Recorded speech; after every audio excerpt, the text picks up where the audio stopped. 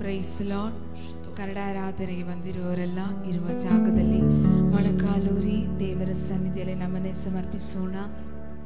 ಮತ್ತೊಂದು ಭಾನುವಾರ ದಿವಸ ಈ ಮುಂಜಾನೆಯಲ್ಲಿ ನಿಮ್ಮ ಸನ್ನಿಧಿಯಲ್ಲಿ ಬರುವಂತೆ ನೀವು ಮಾಡಿಕೊಟ್ಟ ಈ ಮಹಾಕೃಪೆಗಾಗಿ ನಿಮಗೆ ಕೋಟಿ ಕೋಟಿ ಸ್ತೋತ್ರ ಸಲ್ಲಿಸ್ತಾ ಇದ್ದೇವೆ. ಕರ್ತನೆ, ನಮ್ಮಿಂದ ಅಸಾಧ್ಯ. ನಾವು ಅಪ್ಪ ಎಷ್ಟೋ ಬಾರಿ ಸೋತು ಹೋದವರು, ಎಷ್ಟೋ ಬಾರಿ ಕಷ್ಟಕ್ಕೂ ರೋಗಕ್ಕೂ ಒಳಗಾಗಬೇಕಾದವರಾಗಿದ್ದರೂ ಕೂಡ ಇಸ್ರಾಯೇಲಿನ ಕಾವಲುಗಾರನು ತೂಗಡಿಸುವುದಿಲ್ಲ, ನಿದ್ರಿಸುವುದಿಲ್ಲ ಎಂದು ಹೇಳಿರುವ ಪ್ರಕಾರ ನೀನು ತೂಗಡಿಸದೆ ನಿದ್ರಿಸದೆ ನಮ್ಮನ್ನು ಅನುದಿನವೂ ಕಾದು ಕಾಪಾಡಿದ ನಿಮ್ಮ ಮಹಾ ಕೃಪೆಗಾಗಿ ನಿಮಗೆ ಕೋಟಿ ಕೋಟಿ ಸ್ತೋತ್ರ ಸಲ್ಲಿಸ್ತಾ ಇದ್ದೇವೆ ಸಯ್ಯ.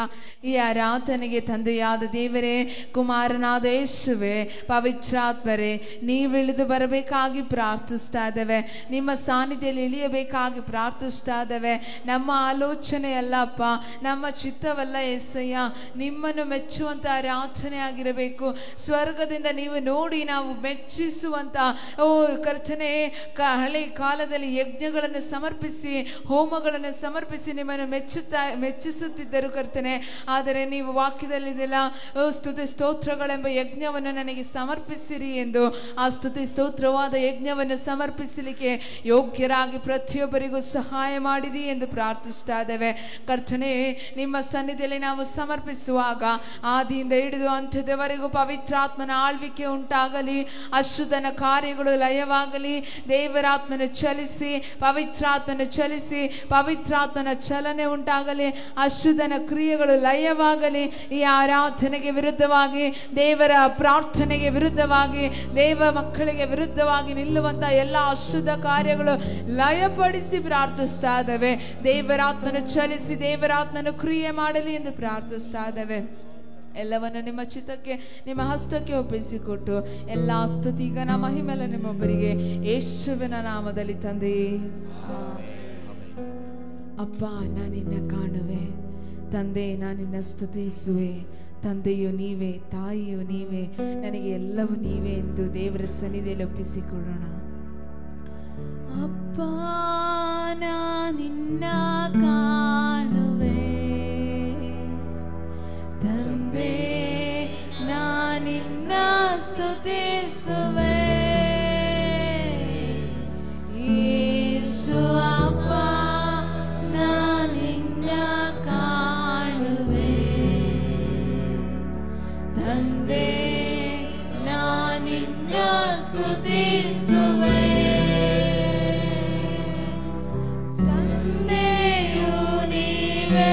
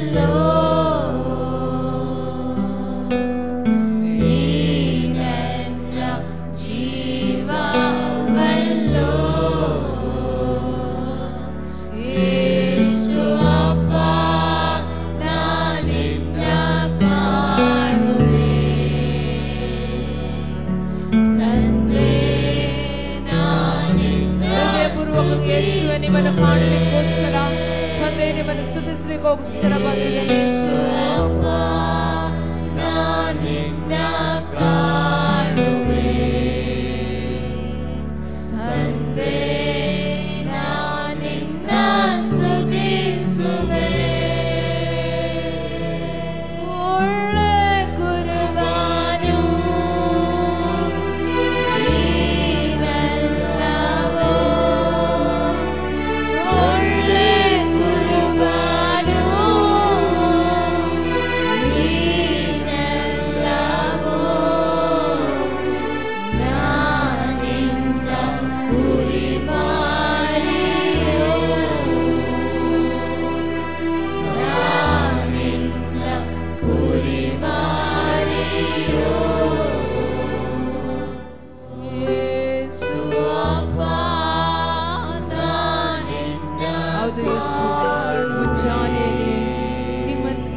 ನಮ್ಮ ಸಮರ್ಪಿಸ್ತಾ ಇದ್ದೇವೆ ಅಪ್ಪ.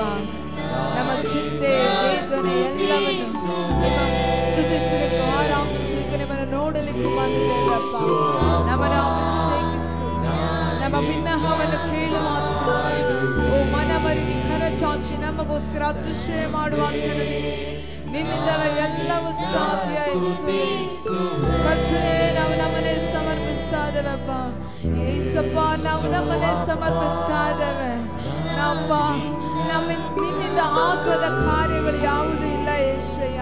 ನಿನ್ನ ಮಾತೊಂದೇ ಸಾಕು ಅಪ್ಪ, ಒಂದೇ ಒಂದು ಮಾತು ಸಾಕು ಯೇಸಯ್ಯ. ನಮ್ಮನ್ನೇ ಸಮರ್ಪಿಸುವಾಗ ನಿನ್ನ ಭಿನ್ನಹವನ್ನು ಕೇಳಿ ಮನಮರುಗಿ ಕರ ಚಾಚಿ ಅತಿಶಯವಾಗದ ಜಾಗದಲ್ಲಿ ಅತಿಶಯ ಮಾಡುವಾತನು ನೀವಾಗಿದ್ದೀರಾ. ಓ, ನಮಗೋಸ್ಕರ ದೊಡ್ಡ ಕಾರ್ಯವನ್ನು ಮಾಡುವವರು ನೀವಾಗಿದ್ದೀರಾ ಯೇಸಯ್ಯ. ಈ ಪ್ರಾರಂಭದಲ್ಲಿಯೇ ಆರಾಧನೆ ಪ್ರಾರಂಭದಲ್ಲಿಯೇ ನಾವು ನಮ್ಮನ್ನೇ ಸಮರ್ಪಿಸ್ತಾ ಇದ್ದೇವೆ. ನಮಗೆ ಮಾರ್ಗವು, ಸತ್ಯವು, ಜೀವವು, ಓ ಒಳ್ಳೆ ಕುರುಬನು, ತಂದೆಯು, ತಾಯಿಯು, ನಮಗೆಲ್ಲವೂ ನೀವೆಂದು ಸಮರ್ಪಿಸ್ತಾ ಇದ್ದೇವೆ ಅಪ್ಪ. ನಿನ್ನ ಮುಂದೆ ಸಮರ್ಪಿಸ್ತಾ ಇದ್ದೇವೆ ಯೇಸುವೇ. ನಿನ್ನಿಂದಲೇ ಎಲ್ಲ ಸಾಧ್ಯವಯ್ಯ, ಮಾತೊಂದೇ ಸಾಕು ಅಯ್ಯ. ನಿನ್ನಿಂದಲೇ ಎಲ್ಲ ಸಾಧ್ಯವಯ್ಯ, ಮಾತೊಂದೇ ಸಾಕು ಅಯ್ಯ. ಅಯ್ಯ ಮಾತೊಂದೇ ಸಾಕು ಅಯ್ಯ. ಅಯ್ಯ ಮಾತೊಂದೇ ಸಾಕು ಅಯ್ಯ. ನಿನ್ನವ ಕೇಳುವವರೇ, ನನ್ನ ಕಣ್ಣೀರ ಕಾಣುವವರೇ, ಸುಖ ಕೊಡುವವರೇ, ಸ್ತೋತ್ರ ಯೇಸಯ್ಯ. ನನಗೆ ಸುಖ ಕೊಡುವವರೇ, ಸ್ತೋತ್ರ ಯೇಸಯ್ಯ. ಮನಮರುಗಿ ಕರ ಚಾಚಿ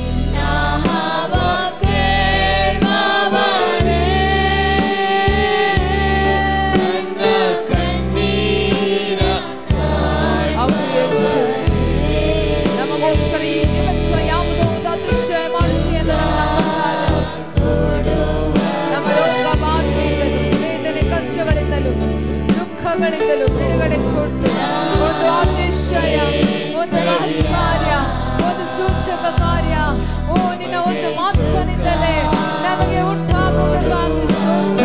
ನಮ್ಮ ಜೀವಿತದಲ್ಲಿ ನೀನು ಮಾಡುತ್ತಿರುವುದಕ್ಕಾಗಿ ಸ್ತೋತ್ರ ಯೇಸುವೇ. ನಾವು ಇವತ್ತು ನಮ್ಮನ್ನು ಸಮರ್ಪಿಸುವಾಗ ಕರ್ತನೇ, ನಮ್ಮ ಬಿನ್ನಹವನ್ನು ಕೇಳುವಾತನು, ಓ ನಮಗೋಸ್ಕರ ಸುಖ ಕೊಡುವಾತನು, ನಮಗೋಸ್ಕರ ಅತಿಶಯ ಮಾಡುವಾತನು, ನಮಗೋಸ್ಕರ ಸೂಚಕ ಕಾರ್ಯ ಮಾಡುವಾತನು, ನಮಗೋಸ್ಕರ ಓ ಆಶ್ಚರ್ಯಕರವಾದ ಕಾರ್ಯ ಮಾಡುವಾತನು ನೀವೆಂದು ನಾವು ನಂಬುತ್ತಾ ಇದ್ದೇವಪ್ಪ. ಹೃದಯಪೂರ್ವಕವಾಗಿ ಈ ಪ್ರಾರಂಭದಲ್ಲಿ ನಾವು ಸಮರ್ಪಿಸ್ತಾ ಇದ್ದೇವೆ. ಓ ಈ ದಿವಸದಲ್ಲಿ ನಾವು ದುಃಖದಲ್ಲಿದ್ದರು, ವೇದನೆಯಲ್ಲಿದ್ದರು, ಏನೋ ದೊಡ್ಡ ಅತಿಶಯ, ಏನೋ ದೊಡ್ಡ ಆಶ್ಚರ್ಯಕರವಾದ ಕಾರ್ಯ ನಮ್ಮ ಜೀವಿತದಲ್ಲಿ ಮಾಡುತ್ತೀಯ ಎಂದು ನಾವು ನಂಬುತ್ತಾ ಇದ್ದೇವೆ. ನಾವು ಅದಕ್ಕೆ ನಮ್ಮನ್ನೇ ಸಮರ್ಪಿಸ್ತಾ ಇದ್ದೇವೆ. ನಮಗೋಸ್ಕರ ನೀನು ಅತಿಶಯ ಮಾಡಿ, ನಮಗೋಸ್ಕರ ಸೂಚಕ ಕಾರ್ಯ ಮಾಡಿ, ನಮಗೋಸ್ಕರ ಮಾರ್ಗ ಮಾಡಿ, ನಮಗೋಸ್ಕರ ದಾರಿಗಳನ್ನು ತೆರೆ ಮಾಡುತ್ತೀಯ ಎಂದು ನಾವು ನಂಬಿಕೆಯಿಂದ ಓ ನಿಮ್ಮ ಮುಂದೆ ಸಮರ್ಪಿಸ್ತಾ ಇದ್ದೇವೆ ಅಪ್ಪ. ಪವಿತ್ರಾತ್ಮರೇ, ನಮ್ಮನ್ನು ದಾರಿ ನಡೆಸು, ಪರಿಶುದ್ಧಾತ್ಮನಿಂದ ನಮ್ಮನ್ನು ತಣಿಸು. ಓ ನಮಗೋಸ್ಕರ ನೀನು ಮಾತನಾಡು. ಓ ಇನ್ನು ಆರಾಧಿಸುವಾಗ ಸ್ವರ್ವಚರದ ಅನುಭವವಾಗುವಂತೆ ನಮ್ಮ ಹೃದಯದ ಕಣ್ಣುಗಳನ್ನು ತೆರೆಯ ಮಾಡಪ್ಪ. ಆತ್ಮೀಕ ಕಣ್ಣುಗಳನ್ನು ತೆರೆಯ ಮಾಡು ಯೇಸುವೆ. ನಿನ್ನನ್ನು ನೋಡಬೇಕು ಅಪ್ಪ, ನಿನ್ನ ಮುಖದರ್ಶನ ನಮಗೆ ಆಗಬೇಕು ಯೇಸಯ್ಯ. ನಿನ್ನನ್ನು ಆತನನ್ನೇ ದೃಷ್ಟಿಸಿದವರು ಪ್ರಕಾಶ ಹೊಂದಿದ್ದಾರೆ ಎಂದು ಹೇಳುವಾಗ ನಿನ್ನನ್ನೇ ದೃಷ್ಟಿಸಿ ನೋಡಿ ಪ್ರಕಾಶ ಹೊಂದಿ ಹೋಗುವಂತೆ ಒಂದು ಅತಿಶಯ ಈ ದಿವಸ ಈ ಆರಾಧನೆಯಲ್ಲಿ ನಮ್ಮ ಜೀವಿತದಲ್ಲಿ ನೀವು ಮಾಡುತ್ತೀರ ಎಂದು ನಾವು ನಂಬುತ್ತಾ ಇದ್ದೇವೆ ಅಪ್ಪ. ಅದಕ್ಕೋಸ್ಕರ ನಾವು ನಮ್ಮನ್ನೇ ನಿಮ್ಮ ಸನ್ನದಲ್ಲಿ ಸಮರ್ಪಿಸ್ತಾ ಇದ್ದೇವೆ. ನಮ್ಮ ಚಿತ್ತವಲ್ಲ ಯೇಸಯ್ಯ, ನೀನು ನಡೆಸು, ನೀನು ಕಾರ್ಯ ಮಾಡು. ಎಲ್ಲ ಸ್ತುತಿಗ ನಮ್ಮ ಮಹಿಮೇಲೆ ನಿಮ್ಮೊಬ್ಬರಿಗೆ ಯೇಸುವಿನ ನಾಮದಲ್ಲಿ ತಂದೆ. Hallelujah, hallelujah. ಶಬ್ದವಾಗಿ ಹಲ್ಲೆಲೂಯಾ. ದೇವರು ಅತಿಶಯ ಮಾಡುವ ಆತನು. ಆಮೇನ್. ಯಾರನ್ನು ಹಾಗೆ ಕಳಿಸುವಂತ ದೇವರಲ್ಲ, ಆತನು ಮನಮರುಗಿ ಕರಚಾಚಿ ಅತಿಶಯ ಮಾಡುವ ಆತನು. ಯೇಸು ಸ್ವಾಮಿ ಬಗ್ಗೆ ಹೇಳುವ ಆತನು ಪ್ರೀತಿಯುಳ್ಳ ದೇವರು, ಕನಿಕರ ಉಳ್ಳ ದೇವರು. ಹಲ್ಲೆಲೂಯಾ. 3 ದಿವಸ ಆತನ ಸನ್ನಿಧಿಯಲ್ಲಿ ಕೂತುಕೊಂಡು ವಾಕ್ಯ ಕೇಳುತ್ತಿದ್ದ ಮಕ್ಕಳನ್ನು ನೋಡಿ ಕನಿಕರ ಪಟ್ಟು ಹೇಳ್ತಾ ಇದ್ದಾರೆ, ಇವರನ್ನು ಹೀಗೆ ಕಳಿಸ್ಲಿಕ್ಕೆ ನನಗೆ ಮನಸ್ಸಿಲ್ಲ, ದಾರಿಯಲ್ಲಿ ಹೋದರೆ ಬಳಲಿ ಹೋಗುತ್ತಾರೆ ಎಂದು. ಹಾಗಾದರೆ ನಾವು ದೇವರ ಸನ್ನಿಧಿಯಲ್ಲಿ ನಮ್ಮನ್ನೇ ಸಮರ್ಪಿಸಿ, ದೇವಾ ನೀನು ನನ್ನ ಜೀವಿತದಲ್ಲಿ ಕಾರ್ಯ ಮಾಡು ಎಂದು ಸಮರ್ಪಿಸುವಾಗ ನಮ್ಮ ಜೀವಿತದಲ್ಲಿ ಆತನು ದೊಡ್ಡ ಅತಿಶಯ ಮಾಡ್ತಾನೆ.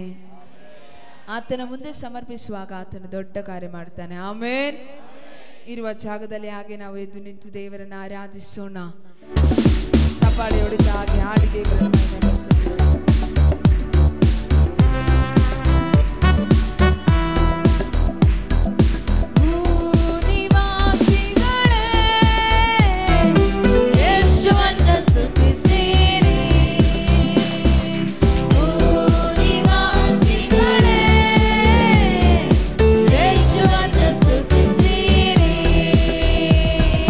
ಸಂತೋಷದಿಂದ ಒಂದು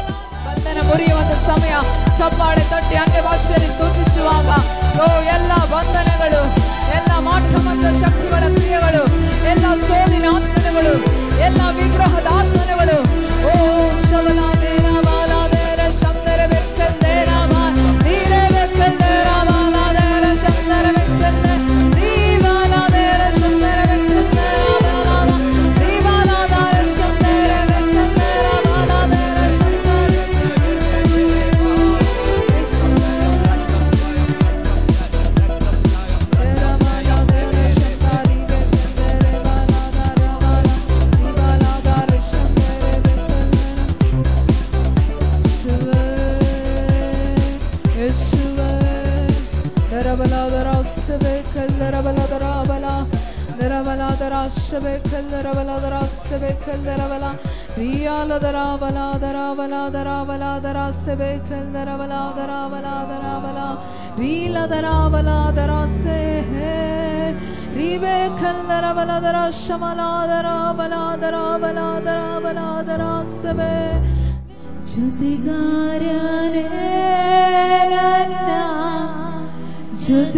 ಜೊತೆಗಾರನೇ ವೇದನೆಯಲ್ಲಿ ಆಧರಿಸುವ ನನ್ಪ್ರಿಯನೇ ಜೊತೆಗಾರನೇ ಜೊತೆಗಾರನೇ ವೇದನೆಯಲ್ಲಿ ಆಧರಿಸುವ ನನ್ಪ್ರಿಯ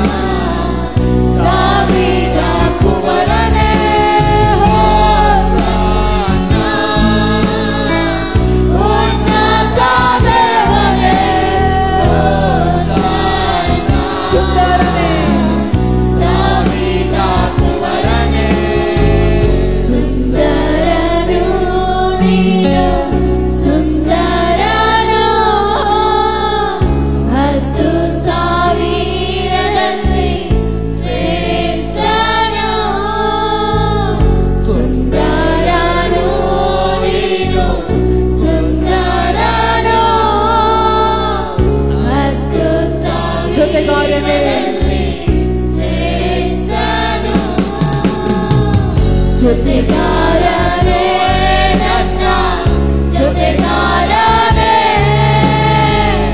ವೇದನೆಯಲ್ಲಿ ಆದರಿಸುವ ನನ್ನ ಪ್ರಿಯನೇ ಜೊತೆಗಾರನೇ ನನ್ನ ಜೊತೆಗಾರನೇ ವೇದನೆಯಲ್ಲಿ ಪರಿಹಾರಿಯೇ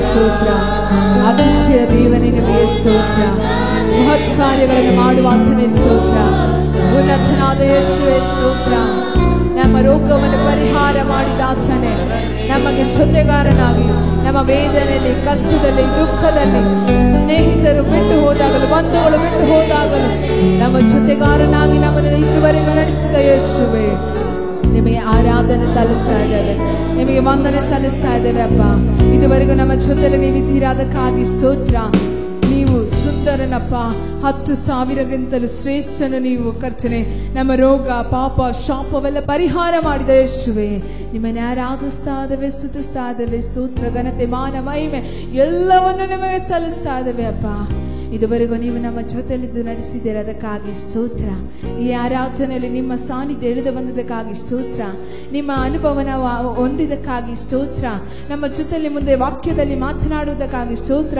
ನಮ್ಮ ಜೀವಿತದಲ್ಲಿ ಈ ದಿವಸ ಒಂದು ಅತಿಶಯ ಮಹತ್ ಕಾರ್ಯ ಮಾಡುವತನು ನೀವಾಗಿದ್ದೀರ ಅದಕ್ಕಾಗಿ ಸ್ತೋತ್ರ ಅಪ್ಪ ಮುಂದಿನ ಸಮಯ ನಿಮ್ಮ ಸನ್ನಿಧಿಯಲ್ಲಿ ಸಮರ್ಪಿಸ್ತಾ ಇದ್ದೇವೆ ಅಪ್ಪ ನಮ್ಮದೇನೂ ಅಲ್ಲಪ್ಪ ನಿನ್ನ ಚಿತ್ತ ಮಾತ್ರ ನಡೆಯಲಿ ನಿಮ್ಮ ಇಷ್ಟ ಮಾತ್ರ ನಡೆಯಲಿ ಕೂಡಿ ಬಂದಿರೋರೆಲ್ಲರೂ ಪವಿತ್ರಾತ್ಮ ಭರಿತರಾಗಿ ಹೋಗುವಂತೆ ನೀನು ಸಹಾಯ ಮಾಡು ಎಲ್ಲ ನಿಮ್ಮ ಸನ್ನಿಧಿಯಲ್ಲಿ ಒಪ್ಪಿಸಿಕೊಡ್ತಾ ಇದ್ದೇವೆ ಯೇಸು ಕ್ರಿಸ್ತನ ನಾಮದಲ್ಲಿ ತಂದೆ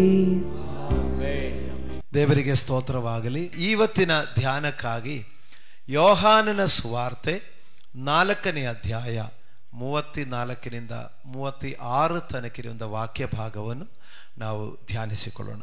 ಯೇಸು ಅವರಿಗೆ, ನನ್ನನ್ನು ಕಳುಹಿಸಿದಾತನ ಚಿತ್ತದಂತೆ ಮಾಡಿ ಆತನ ಕೆಲಸವನ್ನು ಪೂರೈಸುವುದೇ ನನ್ನ ಆಹಾರವು. ಇನ್ನು 4 ತಿಂಗಳಿಗೆ ಸುಗ್ಗಿ ಬರುವುದೆಂದು ನೀವು ಹೇಳುವುದುಂಟಷ್ಟೇ. ನಿಮ್ಮ ಕಣ್ಣೆತ್ತಿ ಹೊಲಗಳನ್ನು ನೋಡಿರಿ, ಅವು ಬೆಳ್ಳಗಾಗಿ ಕೊಯ್ಲಿಗೆ ಬಂದವೆಂದು ನಿಮಗೆ ಹೇಳುತ್ತೇನೆ. ಕೊಯ್ಯುವವನಿಗೆ ಈಗಲೇ ಕೂಲಿ ದೊರೆಯುತ್ತದೆ, ಅವನು ನಿತ್ಯ ಜೀವಕ್ಕೆ ಫಲವನ್ನು ಕೂಡಿಸಿಡುತ್ತಾನೆ. ಹೀಗೆ ಬಿತ್ತುವವನಿಗೂ ಕೊಯ್ಯುವವನಿಗೂ ಕೂಡ ಸಂತೋಷವಾಗುವುದು. Praise God, hallelujah. ಬಿತ್ತುವವನಿಗೂ ಕೊಯ್ಯುವವನಿಗೂ ಹೀಗೆ ಸಂತೋಷವಾಗುವುದು. ಯೇಸು ಕ್ರಿಸ್ತನು ಹೇಳ್ತಾರೆ, ನನ್ನನ್ನು ಕಳುಹಿಸಿಕೊಟ್ಟ ಆತನ ಚಿತ್ತವನ್ನು ನೆರವೇರಿಸಿ ಆತನು ಕೊಟ್ಟ ಕೆಲಸ ಪೂರೈಸುವುದೇ ನನ್ನ ಆಹಾರವಾಗಿದೆ. ನಾವು ಶರೀರಕ್ಕೆ ಆಹಾರವನ್ನು ತೆಗೆದುಕೊಳ್ಳುವುದನ್ನು ಈ ಉಪವಾಸದ ದಿನಗಳಲ್ಲಿ ನಾವು ತ್ಯಜಿಸುವಾಗ ದೇವರು ಹೇಳ್ತಾ ಇದ್ದಾರೆ, ನೀವು ಶರೀರದ ಆಹಾರ ತ್ಯಜಿಸಿ ನೀವು ಉಪವಾಸ ಮಾಡ್ತಾ ಇರುವಾಗ ಮತ್ತೊಂದು ಆಹಾರ ತೆಗೆದುಕೊಳ್ತಾ ಇದೆ. ಅದೇನೆಂದರೆ ಕಳುಹಿಸಿಕೊಟ್ಟ ತಂದೆಯ ಚಿತ್ತ ಪ್ರಕಾರ ನಡೀತಾ ಇದೆ. ತಂದೆ ಕೊಟ್ಟ ಕೆಲಸವನ್ನು ಪೂರೈಸ್ತಾ ಇದೆ. ಹಲ್ಲೆಲೂಯಾ. ಹಾಗಾದರೆ ಉಪವಾಸ ಮಾಡುವ ದೇವರ ಮಕ್ಕಳೇ, ನೀವು ತಿಳಿದೋ ತಿಳಿದೆಯೋ ನೀವು ದೇವರ ಚಿತ್ತ ನೆರವೇರಿಸ್ತಾ ಇದೆ. ಅಯ್ಯೋ, ಇದೊಳ್ಳೆ ವಾಕ್ಯವಾಗಿದೆ. ನಾವು ಉಪವಾಸ ಮಾಡ್ತಾ ಇರುವ ಈ ವಾಕ್ಯ ದೇವರು ತೋರಿಸ್ಕೊಟ್ಟಿದೆ. ಹಲ್ಲೆಲೂಯಾ. 21 ದಿವಸ ನಾವು ಸಂಜೆ ತನಕ ಉಪವಾಸ ಮಾಡ್ತಾ ಇದ್ರೆ ದೇವರ ವಾಕ್ಯ ಹೇಳ್ತಾ ಇದೆ, ಮಕ್ಕಳೇ ನೀವು ಆಹಾರ ತೆಗೆದುಕೊಳ್ತಾ ಇಲ್ವಾ? ಹಾಗಾದರೆ ನೀವು ಈ ಆಹಾರ, ಶಾರೀರಿಕ ಆಹಾರ ನೀವು ತೆಗೆದುಕೊಳ್ಳದಿರುವಾಗ ನೀವು ಆತ್ಮೀಕವಾದ ಒಂದು ಆಹಾರ ತೆಗೆದುಕೊಳ್ಳುತ್ತಾ ಇದೆ. ಆ ಆತ್ಮೀಕವಾದ ಆಹಾರ ಯಾವುದಂದ್ರೆ ತಂದೆಯ ಚಿತ್ತ ಪ್ರಕಾರ ನೀವು ನಡ್ಕೊಳ್ಳುವುದು, ತಂದೆ ಕೊಟ್ಟ ಕೆಲಸ ಪೂರೈಸುವಂಥದ್ದು. ಹಲ್ಲೆಲೂಯಾ. ದೇವರಿಗೆ ಸ್ತೋತ್ರವಾಗಲಿ. ನಮ್ಮ ಉಪವಾಸದ ಉದ್ದೇಶ ಅದುತಾನೆ, ದೇವರಿಂದ ಕೃಪಾವರ ಹೊಂದಿ ಎಲ್ಲರ ಸೇವೆಗೆ ಉಪಯೋಗಿಸಿಕೊಳ್ಳಿಕ್ಕೆ ನಾವು ಉಪವಾಸ ಮಾಡೋದು. ಈ ಧ್ಯಾನಕೂಟ ಬರುವಾಗ 3 ದಿವಸದ ಧ್ಯಾನಕೂಟದ ಸಿದ್ಧತೆಕ್ಕಾಗಿ ನಾವು ಉಪವಾಸ ಮಾಡೋದು. 3 ದಿವಸ ಧ್ಯಾನಕೂಟ ಮಾಡೋದೇನಕ್ಕೆ? ದೇವರ ಅಭಿಷಿಕ್ತ ಸೇವಕರನ್ನು ಕರೆಸಿ ಅಭಿಷಿಕ್ತ ಸೇವಕರಿಂದ ಪವಿತ್ರಾತ್ಮನ ಬಲ ಶಕ್ತಿ ಹೊಂದಿ ನಾವು ಮತ್ತಷ್ಟು ದೇವರಿಗಾಗಿ ಉಪಯೋಗ ಪಡಬೇಕೆಂಬುದಕ್ಕಾಗಿ. ಹೌದಲ್ವಾ? ಅದೇ 3 ದಿವಸ ಮನೆ ಚರ್ಚಲ್ಲಿ ಇರುವುದು ಅದು ಮಾತ್ರ ಅಲ್ಲ, ಅದರಿಂದ ಹೊಸ ಶಕ್ತಿ, ಹೊಸ ಬಲ, ಹೊಸ ಅಭಿಷೇಕ ನಾವು ಹೊಂದಿಕೊಳ್ಳಲಿಕ್ಕಾಗಿ. ದೇವರಿಗೆ ಸ್ತೋತ್ರ. ಹಾಗೆ ಮಾಡುವುದಾಗಿದ್ದರೆ ದೇವರ ವಾಚನ ನಮಗೆ ಹೇಳ್ತಾ ಇದೆ, ನೀವು ಹಾಗೆ ಮಾಡಿದರೆ ನೀ ತಂದೆಯ ಚಿತ್ತ ನೆರವೇರಿಸ್ತಾ ಇದೆ. ಹಲ್ಲೆಲೂಯಾ. ಗಮನಿಸೋಣ. ಈ ಒಂದು ವಾಕ್ಯವನ್ನು ಯೇಸು ಸ್ವಾಮಿ ಹೇಳಿದ ಸಂದರ್ಭ ಯಾವುದೊಂದು ನೋಡಿದರೆ, ಯೇಸು ಸ್ವಾಮಿ ಸಮರ್ಯ ಪಟ್ಟಣದಲ್ಲಿ ಸುವಾರ್ತೆ ಸಾರಲಿಕ್ಕಾಗಿ ಹೋಗಿದ್ದಾರೆ. ಸಮರ್ಯ ಪಟ್ಟಣದಲ್ಲಿ ಸುವಾರ್ತೆ ಸಾರಲಿಕ್ಕಾಗಿ ಹೋಗಿ ಒಂದು ಮಧ್ಯಾಹ್ನ ಸಮಯ ಆಗುವಾಗ ಯೇಸು ಸ್ವಾಮಿ ಒಂದು ಬಾವಿಯ ಬಳಿಯಲ್ಲಿ ಕುಳಿತುಕೊಂಡಿದೆ. ಬಾವಿಯ ಬಳಿಯಲ್ಲಿ ಕುಳಿತುಕೊಂಡಿರುವಾಗ ಸ್ವಾಮಿಗೆ ಹಸಿವೆಯಾಗಿ ಸ್ವಾಮಿ ಹೇಳ್ತಾ ಇದ್ದಾರೆ ಶಿಷ್ಯರಿಗೆ, ನೀವು ಹೋಗಿ ಪಟ್ಟಣಕ್ಕೆ ಹೋಗಿ ಆಹಾರವನ್ನು ತೆಗೆದುಕೊಂಡು ಬನ್ನಿ, ಹಸಿವೆ ಆಗ್ತಾ ಇದೆ, ನಮಗೆ ಆಹಾರವನ್ನು ತೆಗೆದುಕೊಂಡು ಬನ್ನಿ ಅಂತ ಹೇಳಿದರು. ಆಹಾರ ತೆಗೆದುಕೊಂಡು ಬನ್ನಿ ಎಂದು ಹೇಳಿ ಕಳುಹಿಸಿದವರು ಯಾರು? ಯೇಸು ಸ್ವಾಮಿನೇ ಹೇಳಿರೋದು. ಅದಕ್ಕೆ ಯೇಸು ಸ್ವಾಮಿಗೆ ಹಸಿವೆ ಇದೆ. ಹಲ್ಲೆಲೂಯಾ. ಅವರು ಮನುಷ್ಯನಾಗಿ ಬಂದದರಿಂದ ಯೇಸು ಸ್ವಾಮಿ ಪೂರ್ಣ ಮನುಷ್ಯನು, ಪೂರ್ಣ ದೇವರು ಆಗಿದ್ದರು. ಪೂರ್ಣ ಮನುಷ್ಯ ಭಾವದಲ್ಲಿ ಅವರಿಗೆ ಹಸಿವೆ ಬಂದಿತ್ತು. ನೀವೇ ಊಟ ತಕೊಂಡು ಬನ್ನಿ ಅಂತ ಹೇಳಿದ್ರು. ಊಟ ತೆಗೆದುಕೊಳ್ಳಲಿಕ್ಕೆ ಹೋಗುವಾಗ ಆ ಸಮರ್ಯ ಪಟ್ಟಣದಿಂದ ಒಬ್ಬ ಸ್ತ್ರೀಯು ಬಂದು ನೀರು ಸೇದಲಿಕ್ಕೆ ಬಂದರು. ನೀರು ಸೇದಲಿಕ್ಕೆ ಬರುವಾಗ ಯೇಸು ಸ್ವಾಮಿ ಏನು ಕೇಳಿದ್ರು? ಅಮ್ಮ, ಕುಡಿಯಲಿಕ್ಕೆ ನೀರು ಕೊಡು ಅಂತ ಕೇಳಿದ್ರು. ಆವಾಗ ಸ್ತ್ರೀ ಏನು ಹೇಳಿದ್ರು? ನೀವೊಬ್ಬ ಯಹೂದ್ಯನಾಗಿರುವಾಗ ನಾನೊಬ್ಬ ಸಮರ್ಯಾಳಾದ ನನ್ನನ್ನು ನೀರು ಕುಡಿಯಲಿಕ್ಕೆ ಕೇಳೋದು ಹೇಗೆ? ಯಾಕಂದರೆ ಸಮರ್ಯರಿಗೂ ಯಹೂದ್ಯರಿಗೂ ಹೊಕ್ಕು ಬಳಕೆ ಇಲ್ಲ. ಸಮರ್ಯರ ಪಟ್ಟಣ, ಅದರಿಂದ ಅವರು ಯಾವುದು ಆಹಾರ ಕೂಡ ತೆಗೆದುಕೊಳ್ಳಲ್ಲ. ಆವಾಗ ಯೇಸು ಸ್ವಾಮಿ ಮತ್ತೆ ಸಂಭಾಷಣೆ ಮಾಡಿದೆ, ನಿನ್ನನ್ನು ನೀರು ಕುಡಿಯಲಿಕ್ಕೆ ಕೇಳುವನು ಯಾರು ಎಂದು ಕೇಳಿದರೆ ನೀನು ಇದು ಹೇಳ್ತಾ ಇರಲಿಲ್ಲ. ಹಾಗೆ ಆ ಮಾತುಗಳು ಮುಂದಕ್ಕೆ ಹೋಗಿ, ನಮ್ಮ ಹಿರಿಯರಾದ ಯಾಕೋಬನು ನಮಗೆ ನೀರು ಬಾವಿಯನ್ನು ತೋಡಿಕೊಟ್ಟರು, ಆ ಯಾಕೋಬನ ಬಾವಿಯಿಂದ ನಾವು ನೀರು ಕುಡಿಯುತ್ತಾ ಇದೆ, ನೀ ಯಾಕೋಬನಕ್ಕಿಂತ ದೊಡ್ಡವರು ಅಂತ ಕೇಳಿದ್ರು. ಹಾಗೆ ಮಾತಾಡ್ತಾ ಮಾತಾಡ್ತಾ ಮಾತಾಡ್ತಾ ಯೇಸು ಸ್ವಾಮಿ ಆ ಸ್ತ್ರೀಗೆ ಸುವಾರ್ತೆ ಹೇಳಿಬಿಟ್ರು. ದೇವರನ್ನು ಆರಾಧಿಸಬೇಕಾಗಿರುವುದು ಈ ಬೆಟ್ಟದಲ್ಲೂ ಅಲ್ಲ, ಆ ಬೆಟ್ಟದಲ್ಲೂ ಅಲ್ಲ. ದೇವರನ್ನು ಆರಾಧಿಸುವರು ಆತ್ಮದಲ್ಲಿಯೂ ಸತ್ಯದಲ್ಲಿಯೂ ಆರಾಧಿಸಬೇಕು ಅಂತ ಹೇಳಿದ್ರು. ಆದರೆ ಬೆಟ್ಟಗಳಲ್ಲಿ ಹೋಗಿ ದೇವರಿಗೆ ಬೆಲಿ ಕೊಟ್ಟು ಆರಾಧನೆ ಮಾಡಿಕೊಂಡು ಬರುವಂಥ ಪದ್ಧತಿ ಅಲ್ಲ ಮಕ್ಕಳೇ. ಆತ್ಮದಲ್ಲಿ ಸ್ತುತಿಸಿ, ಆತ್ಮದಲ್ಲಿ ಕೊಂಡಾಡಿ, ಆತ್ಮದಲ್ಲಿ ದೇವರನ್ನು ಮಹಿಮೆಪಡಿಸೋದೇ ನಿಜವಾದ ಸತ್ಯ ಆರಾಧನೆಯಾಗಿದೆ ಎಂದು ಹೇಳಿದ್ರು. ಈ ವಿಧವಾಗಿ ಕಾರ್ಯಗಳು ಹೇಳಿ ಆ ಸ್ತ್ರೀಯಿಗೆ ತನ್ನ ಜೀವನದ ಬಗ್ಗೆ ಪ್ರವಾದನೆ ಹೇಳಿದರು. ಹಾಲೇಲೂಯ. ಶಮರಿಯ ಸ್ತ್ರೀಗೆ ಹೇಳಿದ ಪ್ರವಾದನೆ ನೋಡಿದರೆ ಇನ್ನೊಂದು ಸಾರಿ ಶಮರಿಯ ಸ್ತ್ರೀ ಯೇಸು ಸ್ವಾಮಿ ಹತ್ರ ಬರಬಾರದು. ಹಾಲೇಲೂಯ. ನಮಗೆಲ್ಲ ಪ್ರವಾದನೆ ಹೇಳುವಾಗ ನಿಮಗೆ ಒಳ್ಳೆ ಮನೆ ಸಿಕ್ಕೋ ಥರ ನಾನು ಕಾಣಿಸ್ತಾ ಇದೆ ಅಂತ ಹೇಳಿದ್ರೆ ಪ್ರೈಸ್ ಗಾಡ್, ಹಾಲೇಲೂಯ. ನೀವೊಂದು ಹೊಸ ಕಾರು ತಕೊಳ್ಳೋ ಥರ ಕಾಣಿಸ್ತಾ ಇದೆ, ಪ್ರೈಸ್ ದ ಲಾರ್ಡ್, ಹಾಲೇಲೂಯ. ನಿಮಗೆ ಕೆಲಸದಲ್ಲಿ ಪ್ರಮೋಷನ್ ಆಗ್ತಾ ಇದೆ, ಆಮೇನ್, ಒಳ್ಳೆಯದು, ಹಾಲೇಲೂಯ. ಆದರೆ ಯೇಸು ಸ್ವಾಮಿ ಸಮರಿಯ ಸ್ತ್ರೀಗಳದ ಪ್ರವಾದನೆ ಏನು ಗೊತ್ತಾ? ಏನಂದ? ನಿನ್ನ ಗಂಡನನ್ನು ಕರ್ಕೊಂಡು ಬಾಮ ಅಂತ ಹೇಳಿದರು. ಆಕೆ ಹೇಳಿದ್ರು ನನ್ನ ಗಂಡ ಇಲ್ಲ ಅಂತ ಹೇಳಿದ್ರು. ಯೇಸಪ್ಪ ಹೇಳಿದ್ರು ನೀ ಕರೆಕ್ಟಾಗಿ ಹೇಳಿದೆ, ನಿನಗೆ ಗಂಡ ಇಲ್ಲ ಎಂದು ಹೇಳಿದ್ರು ನಿಜ. ಆದರೆ ನಿನಗೆ 5 ಮಂದಿ ಗಂಡಸರು ಇದ್ದರು, ಈಗ ಇರುವವನು ನಿನ್ನ ಗಂಡನಲ್ಲ. ಹಂಗಾದ್ರೆ ಈಗ 5 ಮಂದಿ ಬಿಟ್ಟು ಇನ್ನೊಬ್ಬನು ಈಗ ಇಟ್ಟುಕೊಂಡಿದ್ದಾನೆ ಎಂದು ಕೂಡ ಹೇಳಿದರು. ಈ ಪ್ರವಾದನೆ ಹೇಳಿದರೆ ನೀವು ಯಾರು ಪ್ರವಾದಿಯನ್ನು ಸುಮ್ಮನೆ ಬಿಡ್ತಾರೆ? ನೀನಾ ಪ್ರವಾದಿ, ನನ್ನ ಸಂಸಾರದಲ್ಲಿ ಏನೇನೋ ಇರುತ್ತದೆ ಅದೆಲ್ಲ ಹೇಳಲಿಕ್ಕೆ ನಿನಗೆ ಯಾರು ಹೇಳಿದೆ ಅಂತೇಳಿ, ಹೌದಲ್ವಾ? ಆದರೆ ಸಮರಿಯ ಸ್ತ್ರೀ ಒಪ್ಕೊಂಡ್ಬಿಟ್ರು. ಆ ಮಾತು ಕೇಳಿ 5 ಮಂದಿ ಗಂಡಸರು ನಿನಗೆ ಇದ್ದರು, ಈಗ ಇರುವವನು ನಿನ್ನ ಗಂಡನಲ್ಲ ಎಂದ ಮಾತು ಕೇಳುವಾಗ ಆಕೆ ಒಳಗಡೆ ಅಲಗು ನಟ್ಟಿದವಳಾಗಿ ಅವಳು ಹೇಳಿದರು, ನೀನು ಮಾತನಾಡುವುದು ನೋಡಿದರೆ ನೀನೊಬ್ಬ ಪ್ರವಾದಿ ಎಂದು ಕಾಣಿಸ್ತಾ ಇದೆ. ಹಾಲೆಲೂಯಾ. ಆವಾಗ ಯೇಸು ಸ್ವಾಮಿ ಹೇಳಿದೆ, ಪ್ರವಾದಿಯಲ್ಲ, ಪ್ರವಾದಿಕ್ಕಿಂತ ದೊಡ್ಡವನು. ಆವಾಗ ಕೇಳ್ತಾರೆ, ನೀನು ಬರಬೇಕಾದ ಮೆಸ್ಸಿಯನು. ಹೌದು, ನಿನ್ನೊಂದಿಗೆ ಮಾತನಾಡುತ್ತಾ ಇರುವ ನಾನೇ ಎಂದು ಹೇಳಿದ್ರು.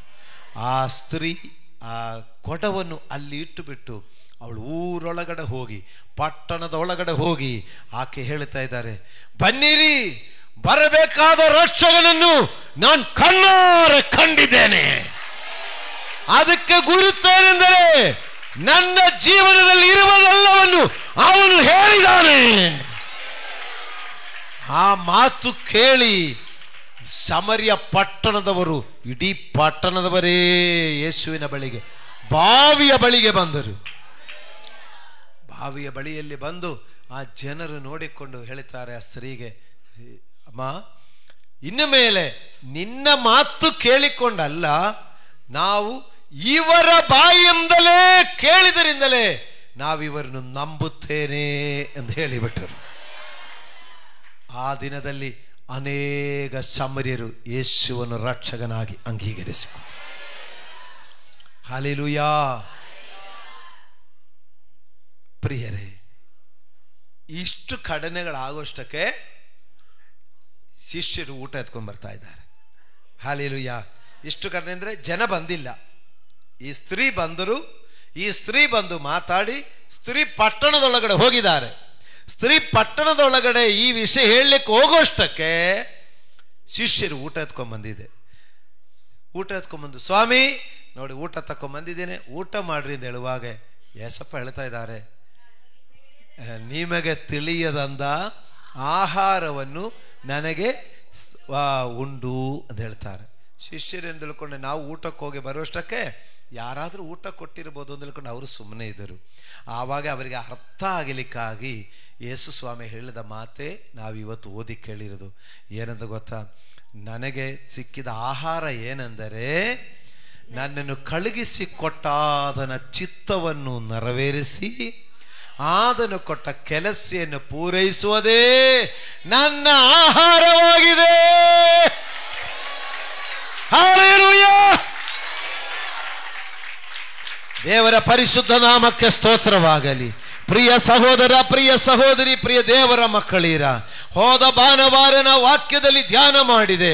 ನಾವು ದೇವರಿಂದ ಕೃಪಾವರಗಳನ್ನು ಹೊಂದಿ ಎಲ್ಲರ ಸೇವೆಗಾಗಿ ಅದನ್ನು ಉಪಯೋಗಿಸಿ ಎಲ್ಲರನ್ನು ನಿತ್ಯ ರಾಜ್ಯಕ್ಕೆ, ಸ್ವರ್ಗ ರಾಜ್ಯಕ್ಕೆ ಬಾಧ್ಯರಾಗಿ ಮಾಡುವ ಹಾಗೆ ಕರ್ತನು ನಮ್ಮನ್ನು ಕರೆದಿದ್ದಾರೆ, ಜವಾಬ್ದಾರಿ ಕೊಟ್ಟಿದ್ದಾರೆ, ನಂಬಿಗಸ್ತರಾಗಿ ಕರೆದಿದ್ದಾರೆ.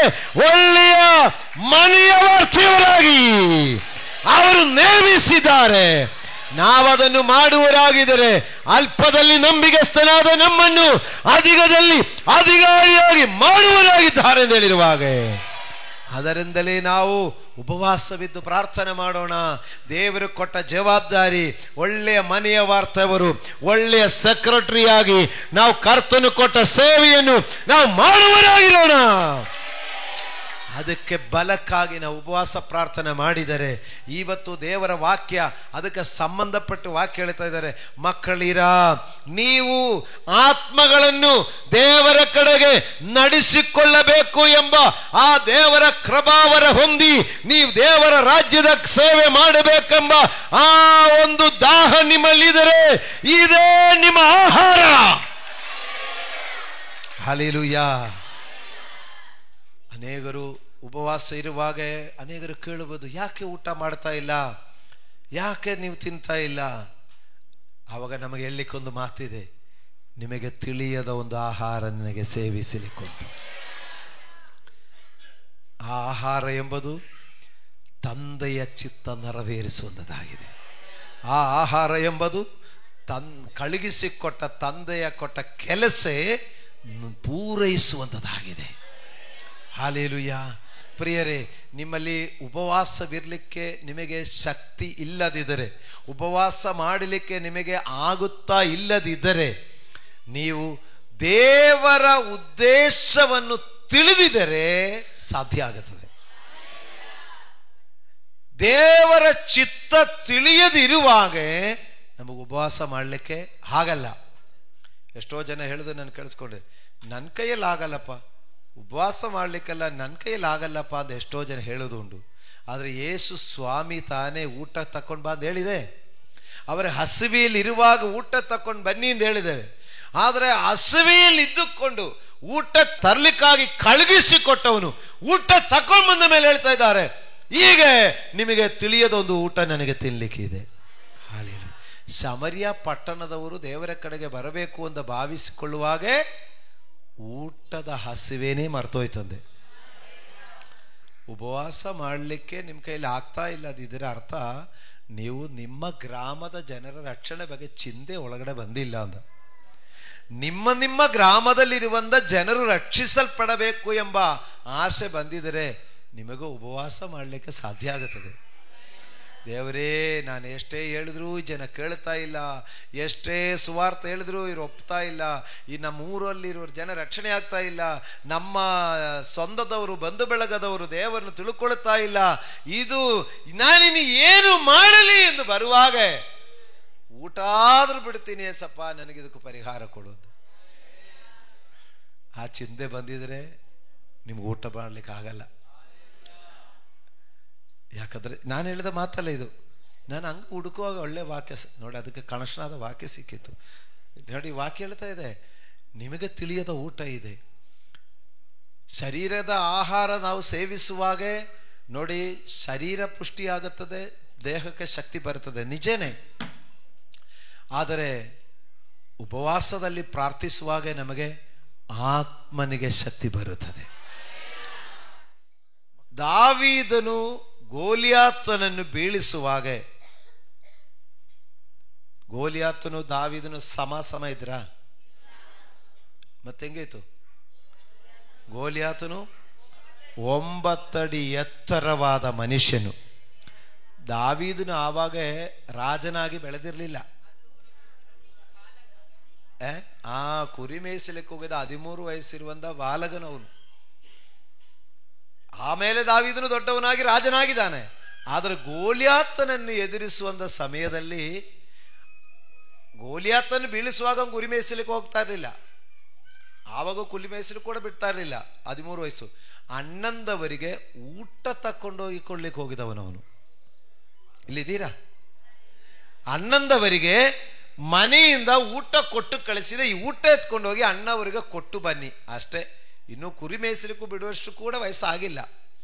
ಆದರೆ 9 ಅಡಿ ಎತ್ತರವಾದ ಗೋಲಿಯಾತನನ್ನು ಈ 13 ವಯಸ್ಸ ಬಾಲಕನಾದ ದಾವೀದನು ಬೀಳಿಸುವುದು ಹೇಗೆ?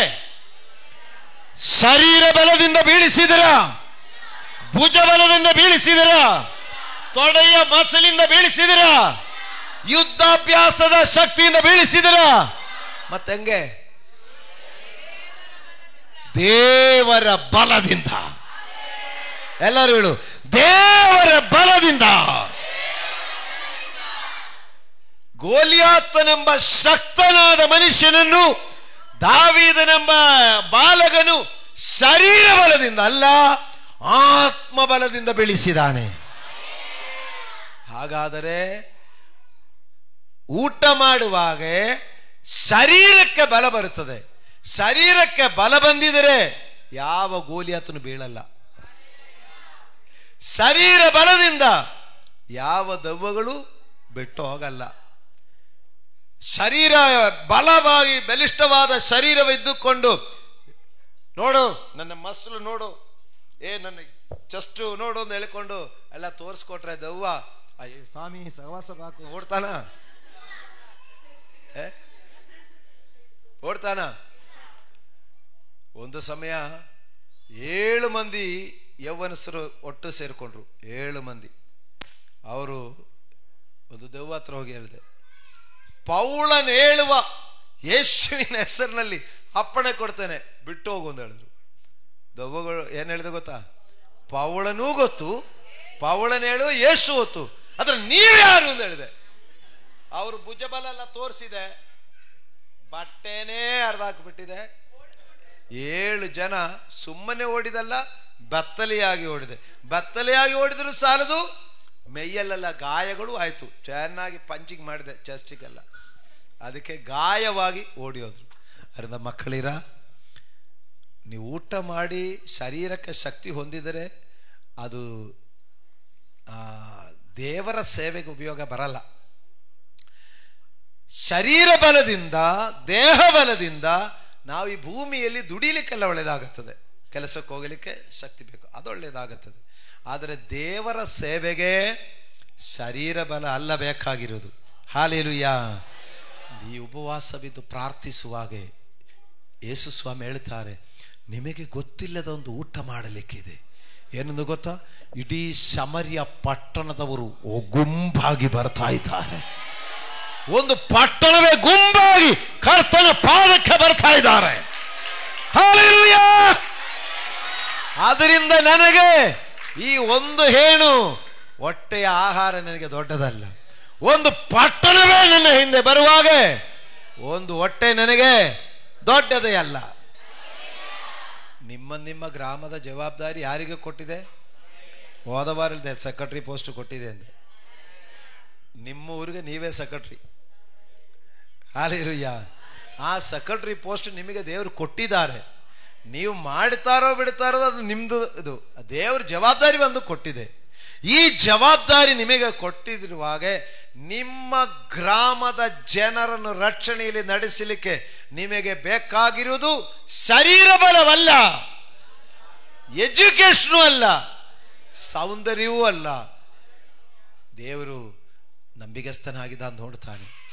ಆ ನಂಬಿಗಸ್ತನಿಗೆ ದೇವರು ಕೊಡುವುದೇನು ಗೊತ್ತಾ? ಆತ್ಮಬಲವನ್ನು ಕೊಡುವರು. ಆ ಆತ್ಮಬಲದಿಂದ ಪಟ್ಟಣವೇ ನಿಮ್ಮ ಹಿಂದೆ ಬರುವರು.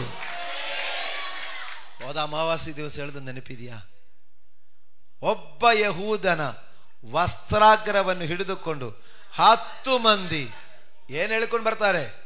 ಯೆಹೋವನು ನಿಮ್ಮ ಸಂಗಡ ಇದ್ದಾರೆ, ದೇವರ ಪ್ರಸನ್ನವೇ ನಿಮ್ಮನ್ನು ನಡೆಸ್ತಾ ಇದ್ದಾರೆ, ನಾವು ನಿಮ್ಮ ಹಿಂದೆ ಬರುತ್ತೇವೆ.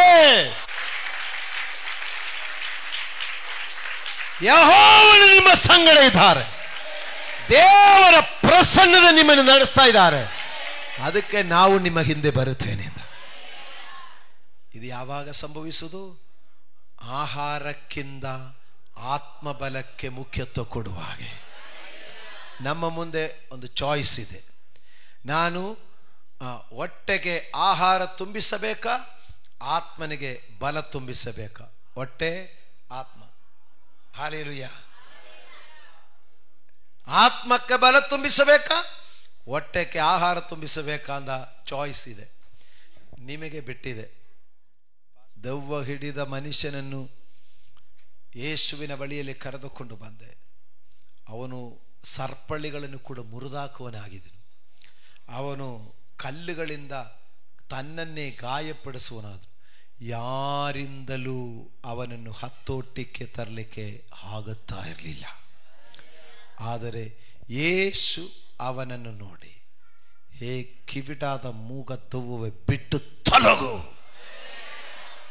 ಆ ನಿಮಿಷವೇ ದೆವ್ವ ಅವನನ್ನು ಬಿಟ್ಟು ಹೋಗಿ, ಅದುವರೆಗೂ ಬಟ್ಟೆ ಉಟ್ಟುಕೊಳ್ಳದ ಮನುಷ್ಯನು ಸ್ವಸ್ಥ ಬುದ್ಧಿ ಬಂದು, ಅವನು ಕಾಲು ಕೈ ಮುಗ ತೊಳಕೊಂಡು ಸ್ನಾನ ಮಾಡಿಕೊಂಡು ಹೊಸ ಬಟ್ಟೆ ಹಾಕಿ ಜನ ಬಂದು ನೋಡುವಾಗ ಯೇಸುವಿನ ಪಾದ ಬಳಿಯಲ್ಲಿ ಕುಳಿತುಕೊಂಡನು. ಯಾರಿಂದಲೂ ಕಂಟ್ರೋಲ್ ಮಾಡಲಿಕ್ಕೆ ಆಗದವನು ಈಗ ಶಿಸ್ತಾಗಿ ಯೇಸುವಿನ ಪಾದ ಬಳಿಯಲ್ಲಿ ಬಟ್ಟೆ ಹಾಕಿಕೊಂಡು ಕೂತ್ಕೊಂಡಿದ್ದಾರೆ. ಪ್ರಿಯರೇ, ಇದು ನಿಮಗೆ ಮಾತ್ರ ಅಲ್ಲ, ನನಗೂ ಇರುವಂಥ ಮೆಸೇಜು. ನಾನು ಮತ್ತು ನೀವುಗಳು ಈ ಸುತ್ತಲಿರುವಂಥ ಗ್ರಾಮಗಳ ಮಧ್ಯದಲ್ಲಿ ನಾವಿರುವಾಗ ನಮ್ಮನ್ನು ಕರ್ತನು ತನ್ನ ಸಾಕ್ಷಿಯಾಗಿ ಬಿಟ್ಟಿದ್ದಾರೆ, ತನ್ನ ರಾಯಭಾರಿಗಳಾಗಿ ಬಿಟ್ಟಿದ್ದಾರೆ. ನಮ್ಮ ಸ್ವರ್ಗದ ರಾಯಭಾರಿಗಳು ನಾವು. ಆ ರಾಯಭಾರಿಗಳ ಕೆಲಸ ಮಾಡಲಿಕ್ಕೆ ನಮ್ಮ ಕೈಯಲ್ಲಿ ಆಗುತ್ತಾ ಇಲ್ಲದಿದ್ದರೆ ನಮಗೆ ಶರೀರ ಬಲ ಸಾಲದು, ಆತ್ಮಬಲ ಬೇಕು. ಈ ಉಪವಾಸದಲ್ಲಿ ದೇವರು ನಮಗೆ ಹೇಳ್ತಾ ಇದ್ದಾರೆ, ಯೇಸಪ್ಪ ಹೇಳ್ತಾ ಇರೋದು, ನಿಮಗೆ ಗೊತ್ತಿಲ್ಲದ ಒಂದು ಆಹಾರ ನನಗೆ ಸೇವಿಸಿದುಕೊಂಡು. ಅದು ಇವತ್ತು ಉಪವಾಸ ಮಾಡ್ತಾ ಇರುವಂಥ ಮಕ್ಕಳೇ, ನಿಮ್ಮ ಅಂತರಾತ್ಮದಲ್ಲಿ, ನಿಮ್ಮ ಮನಸ್ಸಾಕ್ಷಿಯಲ್ಲಿ ನೀವೇ ಹೇಳಬೇಕು, ಹೇ ಹೊಟ್ಟೆಯೇ, ನಿನಗೆ ಗೊತ್ತಿಲ್ಲದ ಒಂದು ಆಹಾರ ನನಗೆ ತಿನ್ಲಿಕ್ಕೊಂಡು. ಹೊಟ್ಟೆ ಕೂಗುತ್ತಾ ಇರ್ತದೆ, ಏನಾದರೂ ಕೊಡು, ಏನಾದರೂ ಹಾಕು, ಏನಾದರೂ ತುಂಬಿಸು ಅಂತ ಹೊಟ್ಟೆ ಕೂಗ್ತಾ ಇರ್ತದೆ. ಆವಾಗ ಹೊಟ್ಟೆ ಕೇಳಬೇಕು, ಹೇ ಹೊಟ್ಟೆ, ಸುಮ್ಮನಿರಬೇಕು, ನಿನಗೆ ಗೊತ್ತಿಲ್ಲದೊಂದು ಆಹಾರ ನನ್ನ ಆತ್ಮದಲ್ಲಿ ತುಂಬಿಸಲಿಕ್ಕಿದೆ. ರೆಡಿನಾ? ರೆಡಿನಾ? ಆಗಿನ ಕಾಲದ ಪ್ರವಾದಿಗಳು ಮೊದಲುಗೊಂಡು ಈಗಿನ ಕಾಲದ ಸೇವಕರ ತನಕ ಎಲ್ಲರೂ ಆತ್ಮಬಲದಿಂದಲೇ ಸೇವೆ ಮಾಡಿದೆ. ನೆಲ ಉಳುತ್ತಾ ಇರುವಂತ ಏಲೀಷನು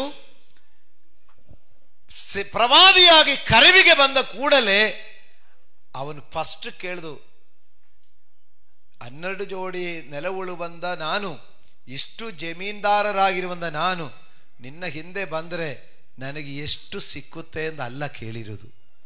ಹೌದಾ? ಏನು ಕೇಳಿದೆ? ಅವನು ಉಳುತ್ತಾ ಇರುವಂತ ಎತ್ತುಗಳನ್ನು ತೆಗೆದುಕೊಂಡು ಬಂದು ಅದನ್ನು ಸ್ನಾನ ಮಾಡಿಸಿ, ಅದನ್ನು ವಧಿಸಿ, ಆ ನೇಗಲು ನೊಗ ಅದನ್ನು ಕಡಿದು ಯಜ್ಞವೇದಿಯಲ್ಲಿ ಅದನ್ನು ಕಟ್ಟಿಗೆ ಇಟ್ಟು ಅದನ್ನು ಯಜ್ಞ ಕೊಟ್ಟು ಬಿಟ್ಟು ಹಿಂದೆ ಬಂದು ಅವನು ಕೇಳಿದ ಪ್ರಶ್ನೆ ಏನಂದು ಗೊತ್ತಾ? ನಿನ್ನ ಆತ್ಮದಲ್ಲಿ 2ರಷ್ಟು ನನಗೆ ಬೇಕು. ಇಷ್ಟು ಜಮೀನು ಬಿಟ್ಟು ಬರ್ತೀನಿ, ಇಷ್ಟು ಎತ್ತುಗಳು ಮತ್ತು ವ್ಯವಸಾಯ ಬಿಟ್ಟು ಬರ್ತೀನಿ, ನನಗೆ ಅದಕ್ಕಿಂತ ಮೇಲೆ ಏನು ಕೊಡ್ತೀನಿ ನಲ್ಲ ಅವನ ಕೇಳಿದು. ಹಲ್ಲೆಲೂಯಾ. ಪ್ರಿಯ ದೇವರ ಮಕ್ಕಳಿರ, ನಮ್ಮನ್ನು ಕರ್ತನು ಕರೆದು ಲೋಕದ ಜನರಿಗಿಂತ ಕ್ರೈಸ್ತವ ಮಕ್ಕಳಿಗಿರೋ ವಿಶೇಷತೆ ಏನೆಂದರೆ, ನಾವು ಎಲ್ಲ ಕಡೆ ಸಾಧುನೇ. ಒಂದು ಕೆನ್ನೆ ಕೊಡಿದ್ರೆ ಸುಮ್ಮನೆ ನಿಂತ್ಕೊಂಡು ಕೊಡೋದು, ಇನ್ನೊಂದು ಕೆನ್ನೆ ಕೊಡ್ಕೊಂಡು ಹೋಗೋದು. ಎಲ್ಲ ಕ್ರೈಸ್ತವರು ಸಾಧುಗಳೇ, ಆದರೆ ಶರೀರದಲ್ಲಿ ಬಲಹೀನರ ಥರ ಇರೋದು, ಆದರೆ ಆತ್ಮದಲ್ಲಿ ಬಲಶಾಲಿಗಳು, ಆತ್ಮದಲ್ಲಿ ಬಲಶಾಲಿಗಳು. ಹಲ್ಲೆಲೂಯಾ. ಪ್ರಿಯ ಸಿಸ್ಟರ್ ಸಾಕ್ಷಿ ಹೇಳಿದೆ, ಸಾಯಬೇಕೆಂದು ಹೇಳಿಕೊಂಡು ಹೊರಟು ಹೋಗಿ ನಾನು ಮುತ್ತತ್ತಿಯಲ್ಲಿ ಹೋಗಿ ಸಾಯುತ್ತೇನೆ ಎಂದು ಹೇಳಿಕೊಂಡು ಹೋಗಿದ ಮಗನು ಕನಗವರೆಗೂ ಹೋಗುವಾಗ ಪ್ರಾರ್ಥಿಸುವಂತ ಪ್ರಾರ್ಥನೆಯಲ್ಲಿ ಅವನ ಆತ್ಮಕ್ಕೆ ದೇವರು ಮಾತಾಡಿ ಅವನು ಹಿಂದಿರುಗಿಸಿಕೊಂಡು ಬಂದಿದ್ದು ಅದು ಶರೀರ ಬಲವಲ್ಲ, ಅದು ಆತ್ಮನ ಆಕರ್ಷಣೆ. ಹಲ್ಲೆಲೂಯಾ. ಆವಾಗ ಯಾರಾದರೂ ಗಾಡಿ ಮಾಡಿಕೊಂಡು 10 ಜನ ಹೋಗಿ ಅವನು ಎಳ್ಕೊಂಡು ಬರೋಣ ಅಂತ ಹೇಳಿದರು, ಒಂದು ವೇಳೆ ಅವನು ಎಳೆದ್ರು ಅವನು ಬರ್ತಾ ಇರಲಿಲ್ಲ. ಆದರೆ ಆತ್ಮನ ಆಕರ್ಷಣೆಯಲ್ಲಿ ಅವನ ಆತ್ಮದಲ್ಲಿ ದೇವರು ಮಾತಾಡಿ ಅವನು ವಾಪಸ್ ಬಂದಿದೆ. ಒಂದೊಂದು ಸಾಕ್ಷಿ ಕೇಳುವಾಗ ಅದರದ್ದು ಅರ್ಥ ಗ್ರಹಿಸಿಕೊಳ್ಳಿರಿ. ಹಲ್ಲೆಲೂಯಾ. ಸವಿತಾ ಸಿಸ್ಟರ್ ಹೇಳಿದೆಯಲ್ಲ, ಫೋನ್ ಬಂದಿದೆ ಅಂತ ಹೇಳಿದೆ, ಆಮೇಲೆ ವಿಡಿಯೋ ಕಾಲ್ ಮಾಡೋದು, ಫಿಟ್ಸು ಬಂದಿದೆ, ಮಗು ಎದ್ದೇಳ್ತಾ ಇಲ್ಲ ಅಂದ, ಹಂಗೆ ಮಲ್ಕೊಂಡಿದೆ ಅಂದ. ಸರಿ, ಫಿಟ್ಸು ಬಂದು ಹಂಗೆ ಮಲ್ಕೊಂಡೇ ಇದ್ದರೆ ಸಿಸ್ಟರ್ ವಿಡಿಯೋ ಕಾಲ್ ಮಾಡ್ತೀನಿ ಅಂತ ಹೇಳ್ಕೊಂಡು ವಿಡಿಯೋ ಕಾಲ್ ಮಾಡುವಾಗ ಮಗು ಹಂಗೇ ಮಲ್ಕೊಂಡಿದೆ. ಆವಾಗ ಪ್ರಾರ್ಥನೆ ಮಾಡಿದೆ. ಪ್ರಾರ್ಥನೆ ಮಾಡಿ, ಕರ್ತನೇ ನಿನ್ನ ಅದ್ಭುತ ಸ್ಪರ್ಶನದಿಂದ, ನಿನ್ನ ಮಹಿಮೆಯ ಸ್ಪರ್ಶನದಿಂದ ದೇವರೇ, ಮಗಳಿರೋದು ದೊಡ್ಡಬಳ್ಳಾಪುರದಲ್ಲಿ, ಈ ದೇವರೇ ಇಲ್ಲಿ ಮಂಚನಹಳ್ಳಿಯಿಂದ ದೊಡ್ಡಬಳ್ಳಾಪುರಕ್ಕೆ ಹೋಗಲಿಕ್ಕಾಗಲ್ಲ, ಆದರೆ ದೇವರೇ ನಿನ್ನ ಆತ್ಮನ ಸ್ಪರ್ಶನ ಉಂಟಾಗಲಿ, ಆತ್ಮನ ಶಕ್ತಿ ಪ್ರಕಟವಾಗಲಿ. ಹಲ್ಲೆಲೂಯಾ. ವಿಡಿಯೋ ಕಾಲಲ್ಲಿ ಪ್ರೇಯರ್ ಮಾಡಿದೆ. ಬೆಳಿಗ್ಗೆ ಸಿಸ್ಟರ್ ಹೇಳಿದ್ರು, ವಿಡಿಯೋದಲ್ಲಿ ಅವಳನ್ನ ತಟ್ಟಿ ಎದ್ದೇಳಮ್ಮ ಅಂತ ಹೇಳುವಾಗ ಸಿಸ್ಟರ್ ಆಮೇನಂದು ಹೇಳು ಅಂತ ಹೇಳಿದೆ. ಆಮೇನಂದು ಹೇಳಿದೆ, ಎದ್ದೇಳಮ್ಮ ಅಂತ ಹೇಳಿದ್ರೆ ಅವರು ನೆಗೀತಾ ಇದ್ರಂತೆ. ಹಲ್ಲೆಲೂಯಾ. ಇದು ಶರೀರ ಬಲದಿಂದಲ್ಲ, ಇದು ನಮ್ಮ ದೇಹ ಬಲದಿಂದಲ್ಲ. ಒಂದು ಮಕ್ಕಳೇ, ಇದು ಎಲ್ಲರಿಗೂ ಇಲ್ಲ. ಇದು ಯಾರಿಗಿರು ಗೊತ್ತಾ? ದೇವರ ಮಕ್ಕಳಿಗಿರುವಂಥದ್ದು. ಇವತ್ತು ಈ ವಾಕ್ಯ ಕೇಳುವಾಗ ನಿಮ್ಮೊಳಗಡೆ ಒಂದು ದಾಹ ಬರಲಿ, ನನಗೆ ಶರೀರ ಬಲಕ್ಕಿಂತ ನನಗೆ ಆತ್ಮ ಬಲ ಬೇಕು ಸ್ವಾಮಿ, ನನ್ನ ಶರೀರ ಬಲಕ್ಕಿಂತ ನನಗೆ ಆತ್ಮ ಬಲ ಬೇಕು ದೇವರೇ. ಈಗಿನ ಒಂದು ಟ್ರೆಂಡು, ರೀಲ್ಸ್ ಮಾಡಿ ಲೈಕ್ ಮತ್ತೆ ಫಾಲೋವರ್ಸ್ ಹುಡುಕ್ತಾರೆ. ಆದ್ರೆ ಏಸಪ್ಪ ಹೇಳ್ತಾ ಇದ್ದಾರೆ, ಫಾಲೋ ಮೀ, ಫಾಲೋ ಮೀ. ನೀವು ಆತ್ಮಶಕ್ತಿ ಉಳ್ಳವರಾಗಿದ್ದರೆ, ನೀವು ಆತ್ಮಬಲ ಉಳ್ಳವರಾಗಿದ್ದರೆ ನಿಮ್ಮನ್ನು ಹಿಂಬಾಲಿಸಿಕೊಂಡು ಅನೇಕರು ಫಾಲೋವರ್ಸ್ ಬರ್ತಾರೆ. ಹಲ್ಲೆಲೂಯಾ. ಆ ಫಾಲೋವರ್ಸ್ ಅದು ರಿಯಲ್ ಫಾಲೋವರ್ಸ್ ಆಗಿರುತ್ತದೆ. ಏನೆಂದು ಗೊತ್ತಾ? ಬ್ರದರ್, ನನಗೆ ಸ್ವಲ್ಪ ಪ್ರೇಯರ್ ಮಾಡ್ತೀರಾ? ಸಿಸ್ಟರ್, ನನಗೆ ಸ್ವಲ್ಪ ಪ್ರೇಯರ್ ಮಾಡ್ತೀರಾ? ಆ ಪ್ರಾರ್ಥನೆಯಲ್ಲಿ ಅದ್ಭುತಗಳಾಗುವಂಥ ಪ್ರಾರ್ಥನೆ. ನಾನು ಒಂದು ಸಾರಿ ನಿಮಗಿಲ್ಲಿ ಹೇಳಿದೆ, 6 ವಯಸ್ಸಿರುವ ಒಂದು ಮಗನಿಗೆ ಸ್ಕೂಲಲ್ಲಿ ಇಡೀ ಸ್ಕೂಲೇ ಫಾಲೋವರ್ಸ್ ಆಗಿಬಿಟ್ಟಿದೆ. ಏನಂದು ಗೊತ್ತಾ? ಅಸೆಂಬ್ಲಿಗೆ ನಿಂತಿರುವಾಗ ಎಲ್ಲ ಹುಡುಗರು ಲೈನ್ ಆಗಿ ನಿಂತಿದೆ ಅಸೆಂಬ್ಲಿಗೆ. ಹಾಗೆ ಮುಂಜಾನೆ ಬಿಸಿಲಲ್ಲಿ ಒಬ್ಬನ ತಲೆ ಸುತ್ತಿ ಬಿದ್ದಿದೆ. ಒಬ್ಬನ ತಲೆ ಸುತ್ತಿ ಬೀಳುವಾಗ 6 ವಯಸ್ಸು ಹುಡುಗ, ಫಸ್ಟ್ ಸ್ಟ್ಯಾಂಡರ್ಡ್ ಹುಡುಗ, ಅವನಿಗೆ ಚರ್ಚಲ್ಲಿ ಹೇಳಿಕೊಟ್ಟಿದೆ, ನೀವೊಬ್ಬನು ರೋಗಿ ಆಗಿದರೆ ಅವನ ಮೇಲೆ ಕೈ ಇಟ್ಟು ಪ್ರಾರ್ಥಿಸಿದರೆ ರೋಗ ಸೌಖ್ಯ ಆಗುತ್ತದೆ. ನಿಮಗೆ ವರ ಕೊಟ್ಟಿದೆ, ನೀದನ್ನು ಉಪಯೋಗಿಸುವ ಸಭೆಯಲ್ಲಿ ಪಾಸ್ಟ್ ಹೇಳಿಕೊಟ್ಟಿದ್ದಕ್ಕೆ ಬಿದ್ದೋಗಿರುವಂಥ ಆ ತನ್ನ ಫ್ರೆಂಡಿನ ಮಳೆಯಲ್ಲಿ ಹೋಗಿ ಅವನ ಮಂಡಿ ಊರಿ ಅವನ ತಲೆ ಮೇಲೆ ಕೈ ಇಟ್ಟು, ಕರ್ತನಾದ ಯೇಸುವೇ, ನನ್ನ ಸ್ನೇಹಿತನು ತಲೆ ಸುತ್ತಿ ಬಿದ್ದಿದ್ದಾರೆ, ಅವನಿಗೆ ಶಕ್ತಿ ಬರಲಿ, ಅವನಿಗೆ ತಲೆ ಸುತ್ತಿಂದ ಬಿಡುಗಡೆ ಆಗಲಿ. ಯೇಸು ನಾಮದಲ್ಲಿ ಪ್ರಾರ್ಥಿಸುತ್ತೇನೆ. ಅವನು ಪ್ರೇಯರ್ ಮಾಡಿದೆ, ಅವನ ಫ್ರೆಂಡ್ ಎದ್ದು ಬಂದ್ಬಿಟ್ರು. ಅದು ಸ್ಕೂಲಲ್ಲಿ ಎಲ್ಲರಿಗೂ ವಿಷಯ ಗೊತ್ತಾಯಿತು. ಅವನು ಹೆಡ್ ಮಾಸ್ಟ್ರು ಅವನ ಆಫೀಸ್ ರೂಮ್ ಕರೆದ್ರು, ನೀನು ಯಾಕೆ ಹಿಂಗೆ ಮಾಡಿದೆ, ಏನು ನಿನಗಿದ್ರದ ಹಿಂದೆ? ಅವನ ಇಡೀ ಯೇಸು ಸ್ವಾಮಿಗೆ ಸಾಕ್ಷಿನೇ ಹೇಳಿಬಿಟ್ರು. ಅವನು ಹೇಳಿದೆ, ನಾನು ಚರ್ಚಕ್ಕೆ ಹೋಗ್ತಾ ಇದ್ದೀನಿ, ನಾನು ಯೇಸು ಸ್ವಾಮಿಯನ್ನು ನಂಬುತ್ತಾ ಇದ್ದೀನಿ, ನಮ್ಮ ಸಭೆಯಲ್ಲಿ ಪಾಸ್ಟ್ ಹೇಳಿದರು, ನಿಮ್ಮಲ್ಲಿ ಒಬ್ಬನು ರೋಗಿಯಾಗಿದ್ದರೆ ಅವನ್ನು ಪ್ರಾರ್ಥಿಸಿರಿ, ಕೈ ಇಟ್ಟು ಪ್ರಾರ್ಥಿಸು, ದೇವರು ಸೌಖ್ಯ ಕೊಡ್ತಾರೆ ಅಂತ ಹೇಳಿದೆ. ನಾನು ಅದು ನಂಬಿದೆ, ನಾನು ಪ್ರೇಯರ್ ಮಾಡಿದೆ, ಅವನು ಎದ್ದು ಬಂದೆ, ನನಗೆ ಅಷ್ಟೇ ಗೊತ್ತು. ಅವನ ಸುದ್ದಿ ಸ್ಕೂಲಲ್ಲಿ ನಿಂದಿಲ್ಲ. ಇದು ಫೋಟೋ ಸಹಿತ ಕೇರಳದಲ್ಲಿ ಯೂಟ್ಯೂಬಲ್ಲಿ ಎಲ್ಲ ನ್ಯೂಸಲ್ಲಿ ಬಂದಿದೆ, ದೊಡ್ಡ ದೊಡ್ಡ ನ್ಯೂಸ್ ಚಾನೆಲ್ಗಳಲ್ಲಿ ಬಂದಿದೆ. ಅವನ ಹೆಡ್ ಮಾಸ್ಟರ್ ಹತ್ರ ಮಾತಾಡ್ತಾ ಇರೋದು, ಅದ್ರ ಬಿದ್ದಿರೋದು ಆವಾಗ ಯಾರು ಮೊಬೈಲಲ್ಲಿ ಫೋಟೋ ತೆಗೆದಿಲ್ಲ, ಹೆಡ್ ಮಾಸ್ಟರ್ ಹತ್ರ ಮಾತಾಡ್ತಾ ಇರೋದು. ಅವನದು ಫೋಟೋ ಸಹಿತ ಸಾಕ್ಷಿ ಅವನು ನ್ಯೂಸಲ್ಲಿ ಎಲ್ಲ ಬಂದಿತ್ತು. ಫೇಮಸ್ ಆಯ್ತಾ? ಫೇಮಸ್ ಆಯ್ತಾ? ಅಂದು ಮಕ್ಕಳೇ, ದೇವರು ಹೇಳ್ತಾ ಇದ್ದಾರೆ, ನಿಮಗೆ ಗೊತ್ತಿಲ್ಲದೊಂದು ಆಹಾರವನ್ನು ತೆಗೆದುಕೊಳ್ಳಿಕ್ಕಿದೆ. ಈ ಶರೀರದ ಆಹಾರಗಳು ಈ ದಿನಗಳಲ್ಲಿ ನಾವು ತ್ಯಜಿಸುವಾಗ ನಮ್ಮ ಆತ್ಮದಲ್ಲಿ ಒಂದು ಶಕ್ತಿ ತುಂಬುತ್ತಾ ಇದೆ. ಆ ಆತ್ಮಶಕ್ತಿಯಿಂದ ಏನಾಗ್ತಾ ಇದೆ? ಈ ಆತ್ಮಶಕ್ತಿಯಿಂದ ಅನೇಕರು ದೇವರ ಕಡೆಗೆ ಆಕರ್ಷಣೆ ಆಗಲಿಕ್ಕೆ ಇಡೀ ಸಮರ್ಯದವರು ಬಂದರು. ಇಡೀ ಸಮರ್ಯದವರು ಬಂದು ಸೇರಿ ಕರ್ತನು ಅವರನ್ನು ರಕ್ಷಣೆಯಲ್ಲಿ ನಡೆಸಲಿಕ್ಕಿರುವಾಗ ಕರ್ತನು ಹೇಳ್ತಾನೆ, ನನ್ನ ಆಹಾರ ಎಂಬುದು ನನ್ನ ತಂದೆಯ ಚಿತ್ತವನ್ನು ನೆರವೇರಿಸುವಂಥದ್ದಾಗಿರುತ್ತದೆ. ಹಾಗಾದರೆ ಆ ತಂದೆಯ ಚಿತ್ತವೇನೆಂಬುದನ್ನು 6ನೇ ಅಧ್ಯಾಯ 38ನೇ ವಾಕ್ಯ ಹೋಗಿದೆ. ನನ್ನ ಚಿತ್ತದಂತೆ ನಡೆಯುವುದಕ್ಕಾಗಿ ನಾನು ಬಂದಿಲ್ಲ, ನನ್ನನ್ನು ಕಳುಹಿಸಿದಾತನ ಚಿತ್ತವನ್ನೇ ನೆರವೇರಿಸುವುದಕ್ಕೆ ಪರಲೋಕದಿಂದ ಬಂದೆನು. ನನ್ನನ್ನು ಕಳುಹಿಸಿದಾತನ ಚಿತ್ತವು ಏನೆಂದರೆ, ಆತನು ನನಗೆ ಕೊಟ್ಟವರಲ್ಲಿ ಒಬ್ಬನನ್ನೂ ನಾನು ಕಡೆಗೊಡಿಸದೆ ಅವನನ್ನು ಕಡೇ ದಿನದಲ್ಲಿ ಎಬ್ಬಿಸಬೇಕೆಂಬುದೇ. ಹಲ್ಲೆಲೂಯಾ. ತಂದೆಯ ಚಿತ್ತವೇನೆಂದರೆ ಒಬ್ಬನನ್ನು ಕೂಡ ನಾಶವಾಗದೆ ಎಲ್ಲರೂ ನಿತ್ಯ ಜೀವವನ್ನು ಹೊಂದಿಕೊಳ್ಳಬೇಕೆಂಬುದೇ. ಆ ತಂದೆಯ ಚಿತ್ತ ನೆರವೇರಿಸಲಿಕ್ಕೆ ನಾನು ಬಂದಿರುವುದಂದೆ. ಕರ್ತನ ಮೇಜೆ ತೆಗೆದುಕೊಳ್ಳುವಂತ ನಮಗೆ ಕರ್ತನ ಮಾತು ನಮಗೆ ಕೊಟ್ರ ಇಲ್ವಾ? 6:57 ಜೀವ ಸ್ವರೂಪನಾದ ತಂದೆಯು ನನ್ನನ್ನು ಕಳುಹಿಸಿಕೊಟ್ಟಿರಲಾಗಿ ನಾನು ತಂದೆಯಿಂದ ಜೀವಿಸುತ್ತೇನೆ, ಅದರಂತೆ ನನ್ನನ್ನು ತಿನ್ನುವವನೇ ನನ್ನಿಂದ ಜೀವಿಸುವನು. ಹಲ್ಲೆಲೂಯಾ. ನಮಗೂ ಜವಾಬ್ದಾರಿ ಕೊಟ್ರ ತಂದೆಯಿಂದ ಕಳುಹಿಸಲ್ಪಟ್ಟು ಆ ಕಳುಹಿಸಲ್ಪಟ್ಟವನ ಚಿತ್ತ ನೆರವೇರಿಸಿ ಆದನು ಕೊಟ್ಟ ಕೆಲಸ ಪೂರೈಸುವುದು ನನ್ನ ಆಹಾರವಾಗಿದ್ದರೆ, ಅದೇ ಕರ್ತನು ನಮಗೆ ಹೇಳ್ತಾ ಇದ್ದಾರೆ, ನಾನು ತಂದೆಯಿಂದ ಕಳುಹಿಸಲ್ಪಟ್ಟು ತಂದೆಯ ಚಿತ್ತ ನೆರವೇರಿಸುವ ಹಾಗೆ ನನ್ನ ಮಾಂಸವನ್ನು ತಿಂದು ನನ್ನ ರಕ್ತವನ್ನು ಕುಳಿಯುವರು ನನ್ನ ಮೂಲಕ ಕಳುಹಿಸಲ್ಪಟ್ಟು ತಂದೆಯ ಚಿತ್ತ ನೆರವೇರಿಸುವನಾಗಿರುತ್ತಾನೆ. ಜವಾಬ್ದಾರಿ ಕೊಟ್ಟಿದ್ದಾರೆ.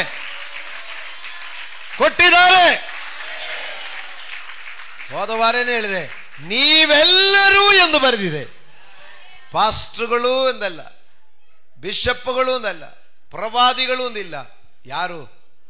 ಎಲ್ಲರೂ. ವಿಶೇಷವಾಗಿ ಕರ್ತನ ಮಾಂಸ ರಕ್ತಗಳಲ್ಲಿ ಪಾಲುಗಾರರಾಗುವ ಸಂಬಂಧಿಗರು, ಕ್ರಿಸ್ತನ ಸಂಬಂಧಿಗರಾದವರು ಏನ್ ಮಾಡಬೇಕು? ತಂದೆಯ ಚಿತ್ತ ನೆರವೇರಿಸುವುದು. ಎಲ್ಲರಿಗೂ ನಿತ್ಯ ಜೀವ ಕೊಡಬೇಕು. ನಾನು ಹೇಳಿದು ನಿಮ್ಗೆ ಅರ್ಥ ಆಗ್ತಾ ಇದೆಯಾ? ನಿಮ್ಮೆಲ್ಲರ ಚಿಂತೆ ಏನಿರಬೇಕು? ನನ್ನ ಸ್ವಂತದವರು, ನನ್ನ ಬಂಧು ಬಳಗದವರು, ನನ್ನ ಗ್ರಾಮಸ್ಥರು, ನನ್ನ ರಾಜ್ಯದವರು, ನನ್ನ ದೇಶದವರು, ಇಡೀ ಪ್ರಪಂಚದ ಜನರು ನಿತ್ಯ ಜೀವ ಹೊಂದಿಕೊಳ್ಳಬೇಕು. ಇದು ನಿಮ್ಮ ಉದ್ದೇಶವಾಗಿದ್ದರೆ, ಇದೇ ನಿಮ್ಮ ಆಹಾರವಾಗಿದ್ದರೆ, ಇದೇ ನಿಮ್ಮ ಹಸಿವೆ ಆಗಿದ್ದರೆ, ಕರ್ತನ ಹೇಳ್ತಾನೆ ಕೂಲಿ ದೊರೆಯುತ್ತದೆ. ಹಲ್ಲೆಲೂಯಾ. ಆದರೆ ನಾವು ಕೆಲಸ ಮಾಡದೆ ಕೂಲಿ ಹೇಳಿದ್ರೆ ಕೊಡ್ತಾರ? ಕೆಲಸ ಮಾಡದೆ ಕೂಲಿ ಮಾತ್ರ ಕೊಟ್ಟು ಬಿಡಪ್ಪ ಅಂತ ಹೇಳಿದ್ರೆ ಕೊಡ್ತಾರ? ಕೆಲಸ ಮಾಡಿದರೆ ಕೂಲಿ ಬರುತ್ತದೆ. ಹಲ್ಲೆಲೂಯಾ. ಹಾಗೆ ನೋಡಿ 5ನೇ ಅಧ್ಯಾಯ ಅದೇ ಪೇಜಲ್ಲಿ 5ನೇ ಅಧ್ಯಾಯ 24, ನನ್ನ ವಾಕ್ಯವನ್ನು ಕೇಳಿ ನನ್ನನ್ನು ಕಳುಹಿಸಿದ ಆತನನ್ನು ನಂಬುವವನು ನಿತ್ಯ ಜೀವವನ್ನು ಹೊಂದಿದ್ದಾನೆ, ಅವನು ತೀರ್ಪಿಗೆ ಗುರಿಯಾಗುವುದಿಲ್ಲ, ಮರಣದಿಂದ ಪಾರಾಗಿ ಜೀವಕ್ಕೆ ಸೇರಿದ್ದಾನೆ.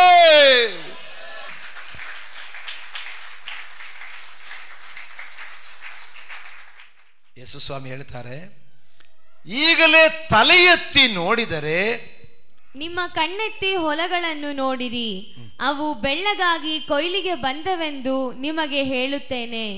ಕೊಯ್ಯುವವನಿಗೆ ಈಗಲೇ ಕೂಲಿ ದೊರೆಯುತ್ತದೆ. ಹಲ್ಲೆಲೂಯಾ. ಕಣ್ಣೆತ್ತಿ ನಾವು ಹೊಲಗಳು ನೋಡಬೇಕು. ಯಾವುದು ಹೊಲೆ? ಈ ಲೋಕವೆಂಬ ಹೊಲೆಯಲ್ಲಿ ಆತ್ಮಗಳಿಂದ ತೆನೆ ಬಿದ್ದು ಹೋಗದೆ, ತೆನೆ ಸುಗ್ಗಿಕಾಲ ಬಂದರೆ ಜಾಸ್ತಿ ಸಹ ಇರಲ್ಲ, ತೆನೆ ಮುರಿದೋಗ್ಬಿಟ್ಟಿರ್ತಲ್ಲ, ಮುರಿದೋಗಿಬಿಡ್ತದೆ. ಅದಕ್ಕೆ ಈಗ ಸುಗ್ಗಿಕಾಲ. ಕಣ್ಣೆತ್ತಿ ಹೊಲವನ್ನು ನೋಡಬೇಕು. ಮತ್ತೇನು ಸುವಾರ್ತೆ 13ನೇ ಅಧ್ಯಾಯದಲ್ಲಿ ಬಿತ್ತುವನ ಸಾಮೆ ಹೇಳಿದೆ, ಬಿತ್ತುವವನು ಬೀಜವನ್ನು ತೆಗೆದುಕೊಂಡು ಬಿತ್ತನೆ ಮಾಡಲಿಕ್ಕೆ ಹೋದರು ಅಂತ ಹೇಳಿಕೊಂಡು. ಕೆಲದು ದಾರಿ ಮುಗಿಯಲ್ಲಿ ಬಿದ್ದಿದೆ, ಕೆಲದು ಮುಳ್ಳುಗಿಡಗಳಲ್ಲಿ ಬಿದ್ದಿದೆ, ಕೆಲದು ಬಂಡೆ ಮೇಲೆ ಬಿದ್ದಿದೆ, ಕೆಲದು ಒಳ್ಳೆ ನೆಲದಲ್ಲಿ ಬಿದ್ದಿದೆ. ಇದರದ ಸಾಮ್ಯವನ್ನು ಅರ್ಥವನ್ನು ಕೇಳುವಾಗ ಯೇಸು ಸ್ವಾಮಿ ಹೇಳಿದು, ಬಿತ್ತುವವನು ಎಂದರೆ ಸುವಾರ್ತೆ ಸಾರುವನು, ಬೀಜವೆಂದರೆ ದೇವರ ವಾಕ್ಯ, ಹೊಲವೆಂದರೆ ಈ ಲೋಕ. ಈ ಲೋಕವೆಂಬ ಹೊಲದಲ್ಲಿ ವಾಕ್ಯವೆಂಬ ಬೀಜವನ್ನು ಬಿತ್ತನೆ ಮಾಡ್ತಾ ಇದ್ದಾನೆ. ಹಲ್ಲೆಲೂಯಾ. ಈ ವಾಕ್ಯವೆಂಬ ಬೀಜವನ್ನು ಬಿತ್ತನೆ ಮಾಡಿ ಒಳ್ಳೆಯ ನೆಲದಲ್ಲಿ ಬೀಜ ಬಿತ್ತಿ ಅದು ಮೊಳಕೆಯಾಗಿ ಅದು 30ರಷ್ಟು 60ರಷ್ಟು 100ರಷ್ಟು ಫಲ ಕೊಡುವಾಗೆ, ಅದು ಸುಗಿಗೆ ಬರುವಾಗೆ, ಅದು ಕೊಯ್ದು ಪರಲೋಕವೆಂಬ ಕಳಂಜದಲ್ಲಿ ಸೇರಿಸಿರುವಾಗ ಬಿತ್ತಿದವನಿಗೂ ಕೊಯ್ದವನಿಗೂ ಕೂಲಿ ದೊರೆಯುತ್ತದೆ. ಹಾಗಾದರೆ ಪ್ರಿಯ ದೇವರ ಮಕ್ಕಳಿರ, ಈಗಲೇ ಕೂಲಿ ದೊರೆಯುತ್ತೆ ಅಂದರೆ ನೋಡಿ, ನಾನು ಹೇಳಿದಿಲ್ಲ, ಒಂದೊಂದು ಪಾಯಿಂಟು ಇದೆ. ಒಂದು ಗುಡಿಸಾದ್ರಿ, ಒಂದು ಸನ್ನೆ ಆದ್ರಿ ಅಳೆದು ಹೋಗಲ್ಲ ಅಂತ. ಈಗಲೇ ಅವು ಪಾಸ್ಟ್ರೇ ನಾವು ಆಮೇಲೆ ಪರಲೋಕದಲ್ಲಿ ಹೋದ ಮೇಲೆ ಸಿಂಹಾಸನದಲ್ಲಿ ಕೂತ್ಕೊಳ್ತಾರೆ, ಅವರ ಬಳಿಯಲ್ಲಿ ಕೂತ್ಕೊಳ್ತಾರೆ, ಅದು ಆಮೇಲೆ ಈಗ ಏನಾದರೂ ಇದೆಯಾ ಪಾಸ್ಟ್ರೇ ಅಂತ ಹೇಳಿದ್ರೆ ಸ್ವಾಮಿ ಹೇಳಿದ್ದಾರೆ, ಈಗಲೇ ಕೂಲಿ ಇದೆ. ಗಮನಿಸಿ, ಈಗಲೇ ಕೂಲಿ ಇದೆ.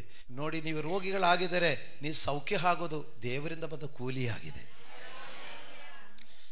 ರೋಗಾವಸ್ಥೆಯಲ್ಲಿ ನೋಡಿ, ಅರ್ಧರಾತ್ರಿಯಲ್ಲಿ ಆ ಮಗುಗೆ ಹುಷಾರಿಲ್ಲ, ಆ ಸಿಸ್ಟು ಆವಾಗ ಯಜಮಾನರು ನೋಡಿ ಆವಾಗ ಮಗುವನ್ನು ಎತ್ಕೊಂಡು ಎಲ್ಲಿಗೆ ಓಡೋದು, ದೇವರು ಕೂಲಿ ಕೊಟ್ಟಿದೆ. Hallelujah, hallelujah. ಅಂದ್ರೆ ನೋಡಿ, ಕೂಲಿ ಅಂತ ಹೇಳಿದ್ರೆ ನಿಮಗೆ ಏನು ಅಗತ್ಯವಿದೆಯೋ ಅದೇ ನೆರವೇರಿಸುವುದೇ ಕೂಲಿಯಾಗಿದೆ. ಯೇಸು ಸ್ವಾಮಿ ಪೇದನೆಗಳಿದೆ, ನೀ ಗಾಳ ಎತ್ಕೊಂಡು ಸಮುದ್ರಕ್ಕೆ ಹೋಗಿ ಒಂದು ಮೀನು ಹಿಡಿಯು, ಅದರೊಳಗಡೆ ಒಂದು ಮೀನಿನ ಬಾಯಲ್ಲಿ 2 ಕಾಯಿನ್ ಕಾಣುತ್ತದೆ. ಒಂದು ನನ್ನ ಹೆಸರಿನಲ್ಲಿಯೂ ಒಂದು ನಿನ್ನ ಹೆಸರಿನಲ್ಲಿಯೂ ಕಂದಾಯ ಕೊಡು. ಈಗ ಅದಾವಂತೂ ಕೂಲಿ. ಇಲ್ಲಿದ್ದೀರಾ? ಇಲ್ಲಿದ್ದೀರಾ? ಕಂದಾಯ ಕಟ್ಟಬೇಕಾದ ಸಮಯದಲ್ಲಿ ಕಂದಾಯ ಕಟ್ಟಲಿಕ್ಕೆ ಕೊಡುವುದೇ ಅವನದು ಕೂಲಿ. ಹಲ್ಲೆಲೂಯಾ. ವಿಧವೆಯ ಮಗನು ತೀರಿ ಹೋಗಿದ್ದಾನೆ. ಆಕೆ ಒಬ್ಬನೇ ಮಗ ಮಂಚ ಹೊತ್ತುಕೊಂಡು ಸಮಾಧಿ ಮಾಡಲಿಕ್ಕೆ ಹೋಗ್ತಾ ಇದ್ದಾನೆ. ಮಂಚವನ್ನು ಮುಟ್ಟಿ ಆ ಯೌವನಸ್ಥನೇ ಎದ್ದೇಳದೇಳಿ ಬದುಕಿಸಿಕೊಟ್ಟಿದೆ, ಅದೇ ಅವನದು ಕೂಲಿ. ನಿಮ್ಮ ನಿಮ್ಮ ಜೀವನದಲ್ಲಿ ನೀವು ಯಾವ ಅಗತ್ಯದಲ್ಲಿದೆಯೋ ಅದು ನೆರವೇರಿಸಿಕೊಡುವಂಥದ್ದೇ ಆಗಿರುತ್ತದೆ ನಮಗಿರುವಂಥ ಕೂಲಿ.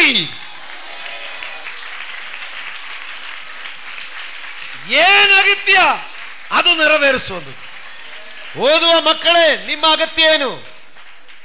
ಓದುವ ಮಕ್ಕಳದ ಅಗತ್ಯ ಏನು?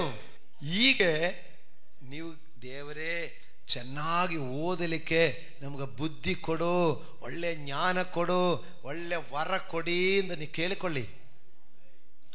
ಓದಿದದು ಫಲ ಸಿಕ್ಕೋದು ದೊಡ್ಡವರಾಗುವಾಗೆ.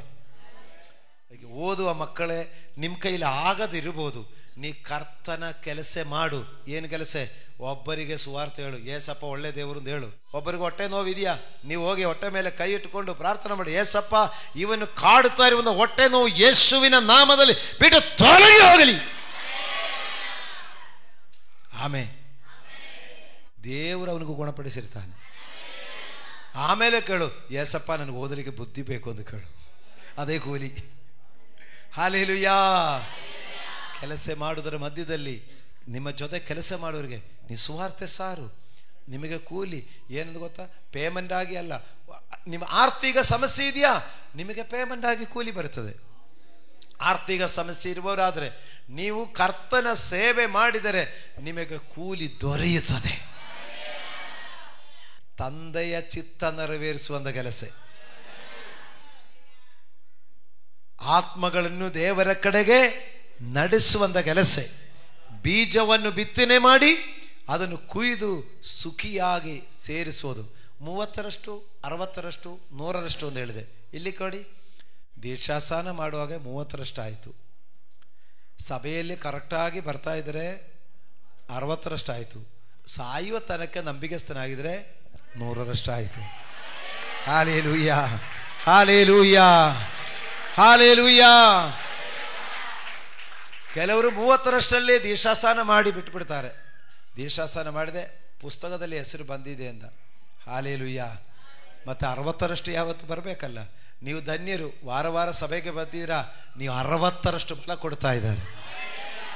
ಆದರೆ ಇಲ್ಲಿಗೆ ಬಿಡಬಾರದು, ಕೊನೆಯ ತನಕ ನಮ್ಮ ಪ್ರಾಣ ಹೋಗುವುದೋ ಇಲ್ಲ ನಮ್ಮ ಕರ್ತನು ಬರೋದೋ ಯಾವುದು ಫಸ್ಟ್ ಗೊತ್ತಿಲ್ಲ, ಅಲ್ಲಿ ತನಕ ಮರಣ ಪರ್ಯಂತ ನಂಬಿಗಸ್ತನಾಗಿರು, ಜೀವಗಿರಿಯ ನೀ ಹೊಂದಿಕೊಳ್ಳುವನು, ಆವಾಗ 100ರಷ್ಟು ಫಲ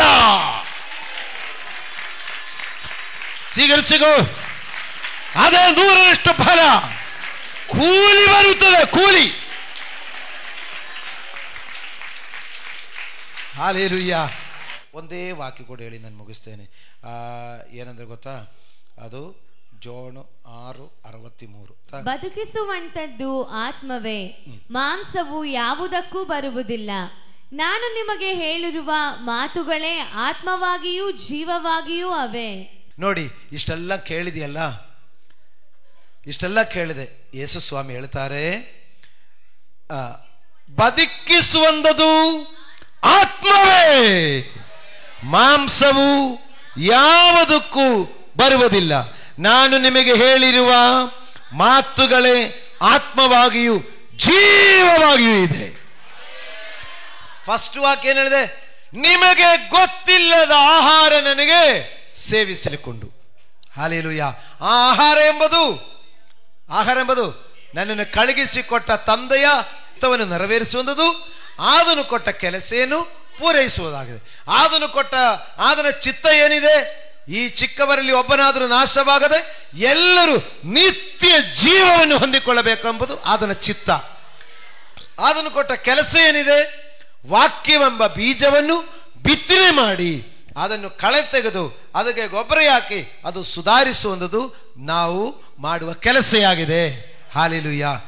ಈ ಕೆಲಸಗಳು ಮಾಡಲಿಕ್ಕಾಗಿ ನಮಗೆ ಶಕ್ತಿ ಬರುವುದು ಆತ್ಮದಿಂದಲೇ, ಮಾಂಸದಿಂದ ಸಾಧ್ಯವಾಗುವುದಿಲ್ಲ.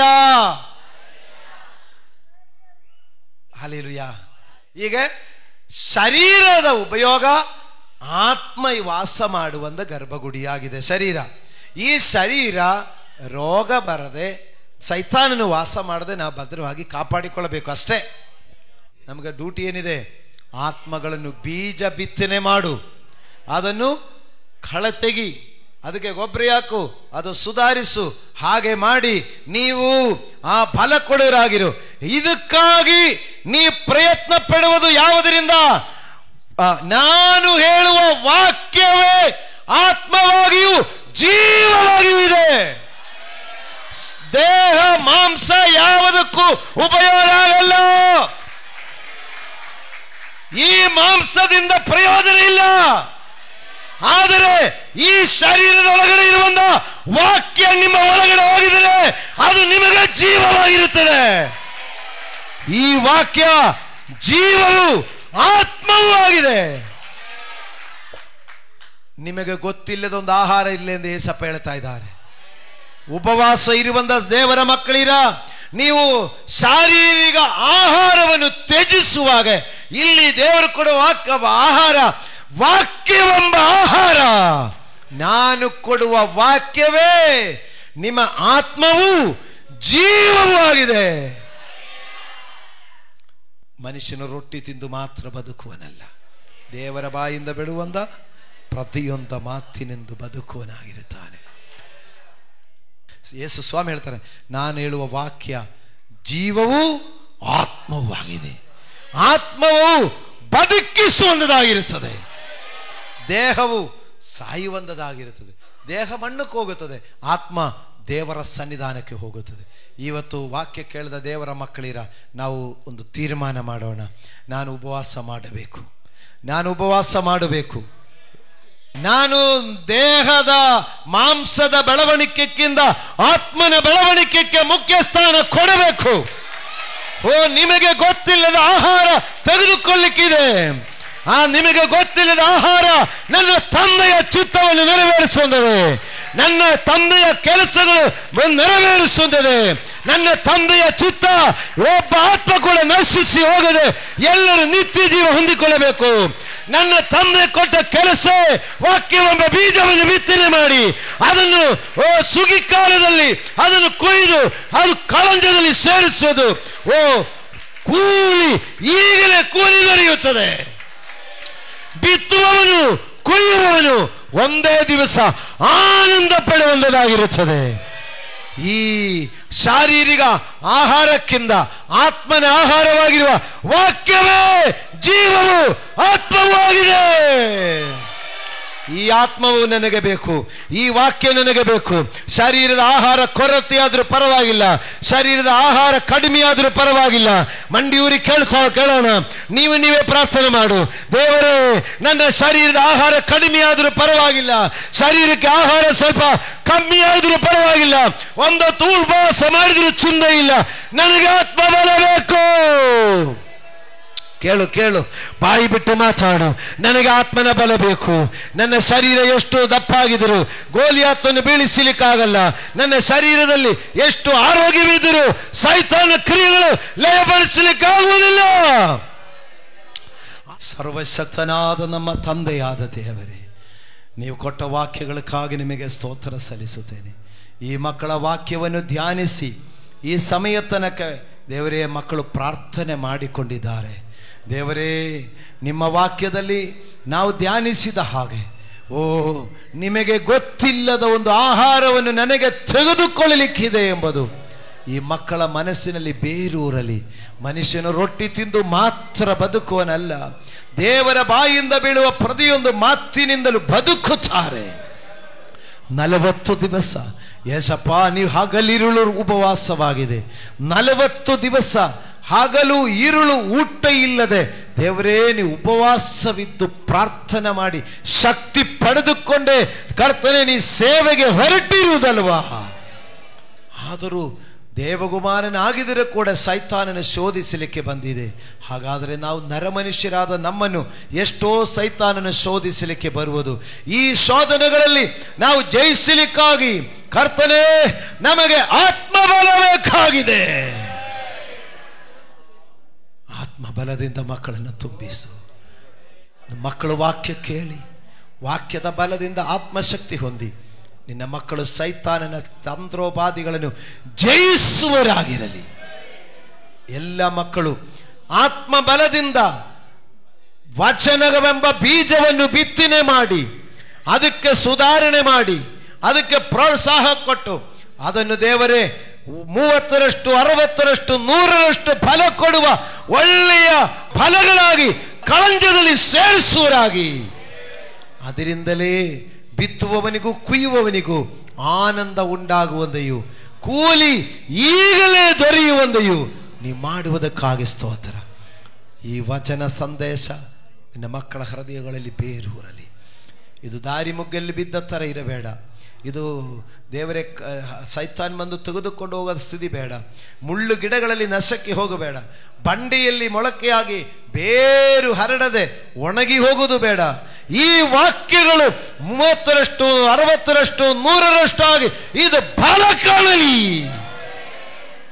ಮಕ್ಕಳು ಈ ವಾಕ್ಯದಿಂದಲೇ ಉಪವಾಸವಿದ್ದು ಪ್ರಾರ್ಥನೆ ಮಾಡಿ ಶಕ್ತಿ ಪಡೆದು ಅವರವರ ಜೀವನದಲ್ಲಿ ಕೂಲಿ ಪಡೆದುಕೊಂಡು ಮತ್ತೊಬ್ಬರಿಗೂ ಕೊಡುವಂಥವರಾಗುವಂತೆ ಕರ್ತನು ಸಹಾಯ ಮಾಡು.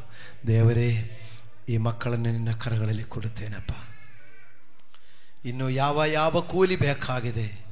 ಅನಾರೋಗ್ಯದಲ್ಲಿರುವಂಥ ಮಕ್ಕಳಿಗೆ ಆರೋಗ್ಯದ ಒಂದು ಕೂಲಿ ಬೇಕು. ಆರ್ಥಿಕ ಸಮಸ್ಯೆಗಳಲ್ಲಿರುವವರಿಗೆ ಆರ್ಥಿಕ ಸಮಸ್ಯೆಗಳಿಗೆ ಪರಿಹಾರವೆಂಬ ಕೂಲಿ ಬೇಕು. ಓದುವಂಥ ಮಕ್ಕಳಿಗೆ ದೇವರೇ ವಿದ್ಯಾಭ್ಯಾಸ ಬೇಕೆಂಬ ಜ್ಞಾನವೆಂಬ ಕೂಲಿ ಬೇಕು. ಓದಿ ಮುಗಿದ ಮಕ್ಕಳಿಗೆ ಅವರಿಗೆ ಕರ್ತನೇ ಅವರ ವಿದ್ಯಾಭ್ಯಾಸಕ್ಕೆ ತಕ್ಕ ಕೆಲಸ ಎಂಬ ಕೂಲಿ ಬೇಕು. ಕರ್ತನೇ, ವೃದ್ಧಾಪ್ಯದಲ್ಲಿ ಇದ್ದವರಿಗೆ ಆರೋಗ್ಯವೆಂಬ ಕೂಲಿ ಬೇಕು. ಯಾರು ಯಾವ ವಿಷಯಗಳಲ್ಲಿ ದೇವರೇ ಕೂಲಿ ಬಯಸ್ತಾ ಇದ್ದೀರೋ ಅವರವರಿಗೆ ಎಂಥ ವಿಷಯಗಳ ಅಗತ್ಯವಿದೆಯೋ ಆಯಾ ವಿಷಯಗಳಲ್ಲಿ ಅವರು ದೇವರಿಂದ ಕೂಲಿ ಹೊಂದಿಕೊಳ್ಳಲಿ.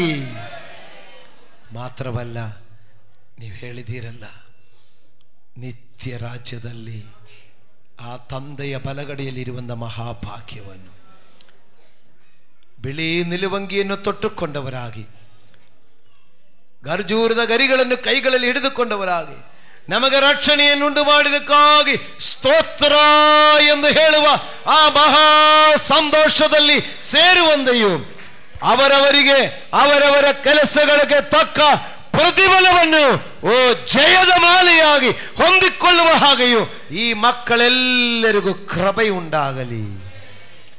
ನಿನ್ನ ದಾಸರುಗಳಾದ ಸೇವಕರ ನಮ್ಮ ಕುಟುಂಬವನ್ನು ನಿಮ್ಮ ಗಡಗಳಲ್ಲಿ ಕೊಡುತ್ತೇನೆ.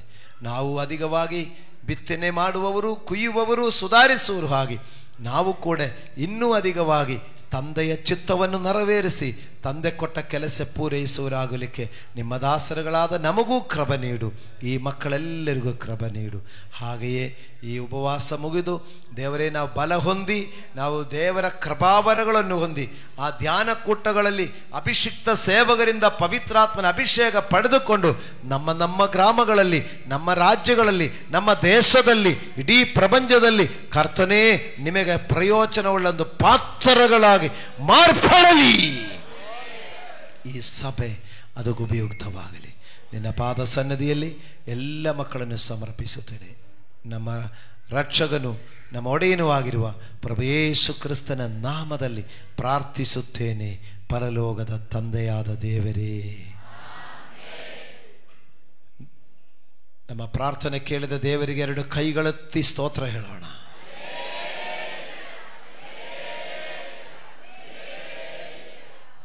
ಆಮೇನ್, ಆಮೇನ್, ಆಮೇನ್.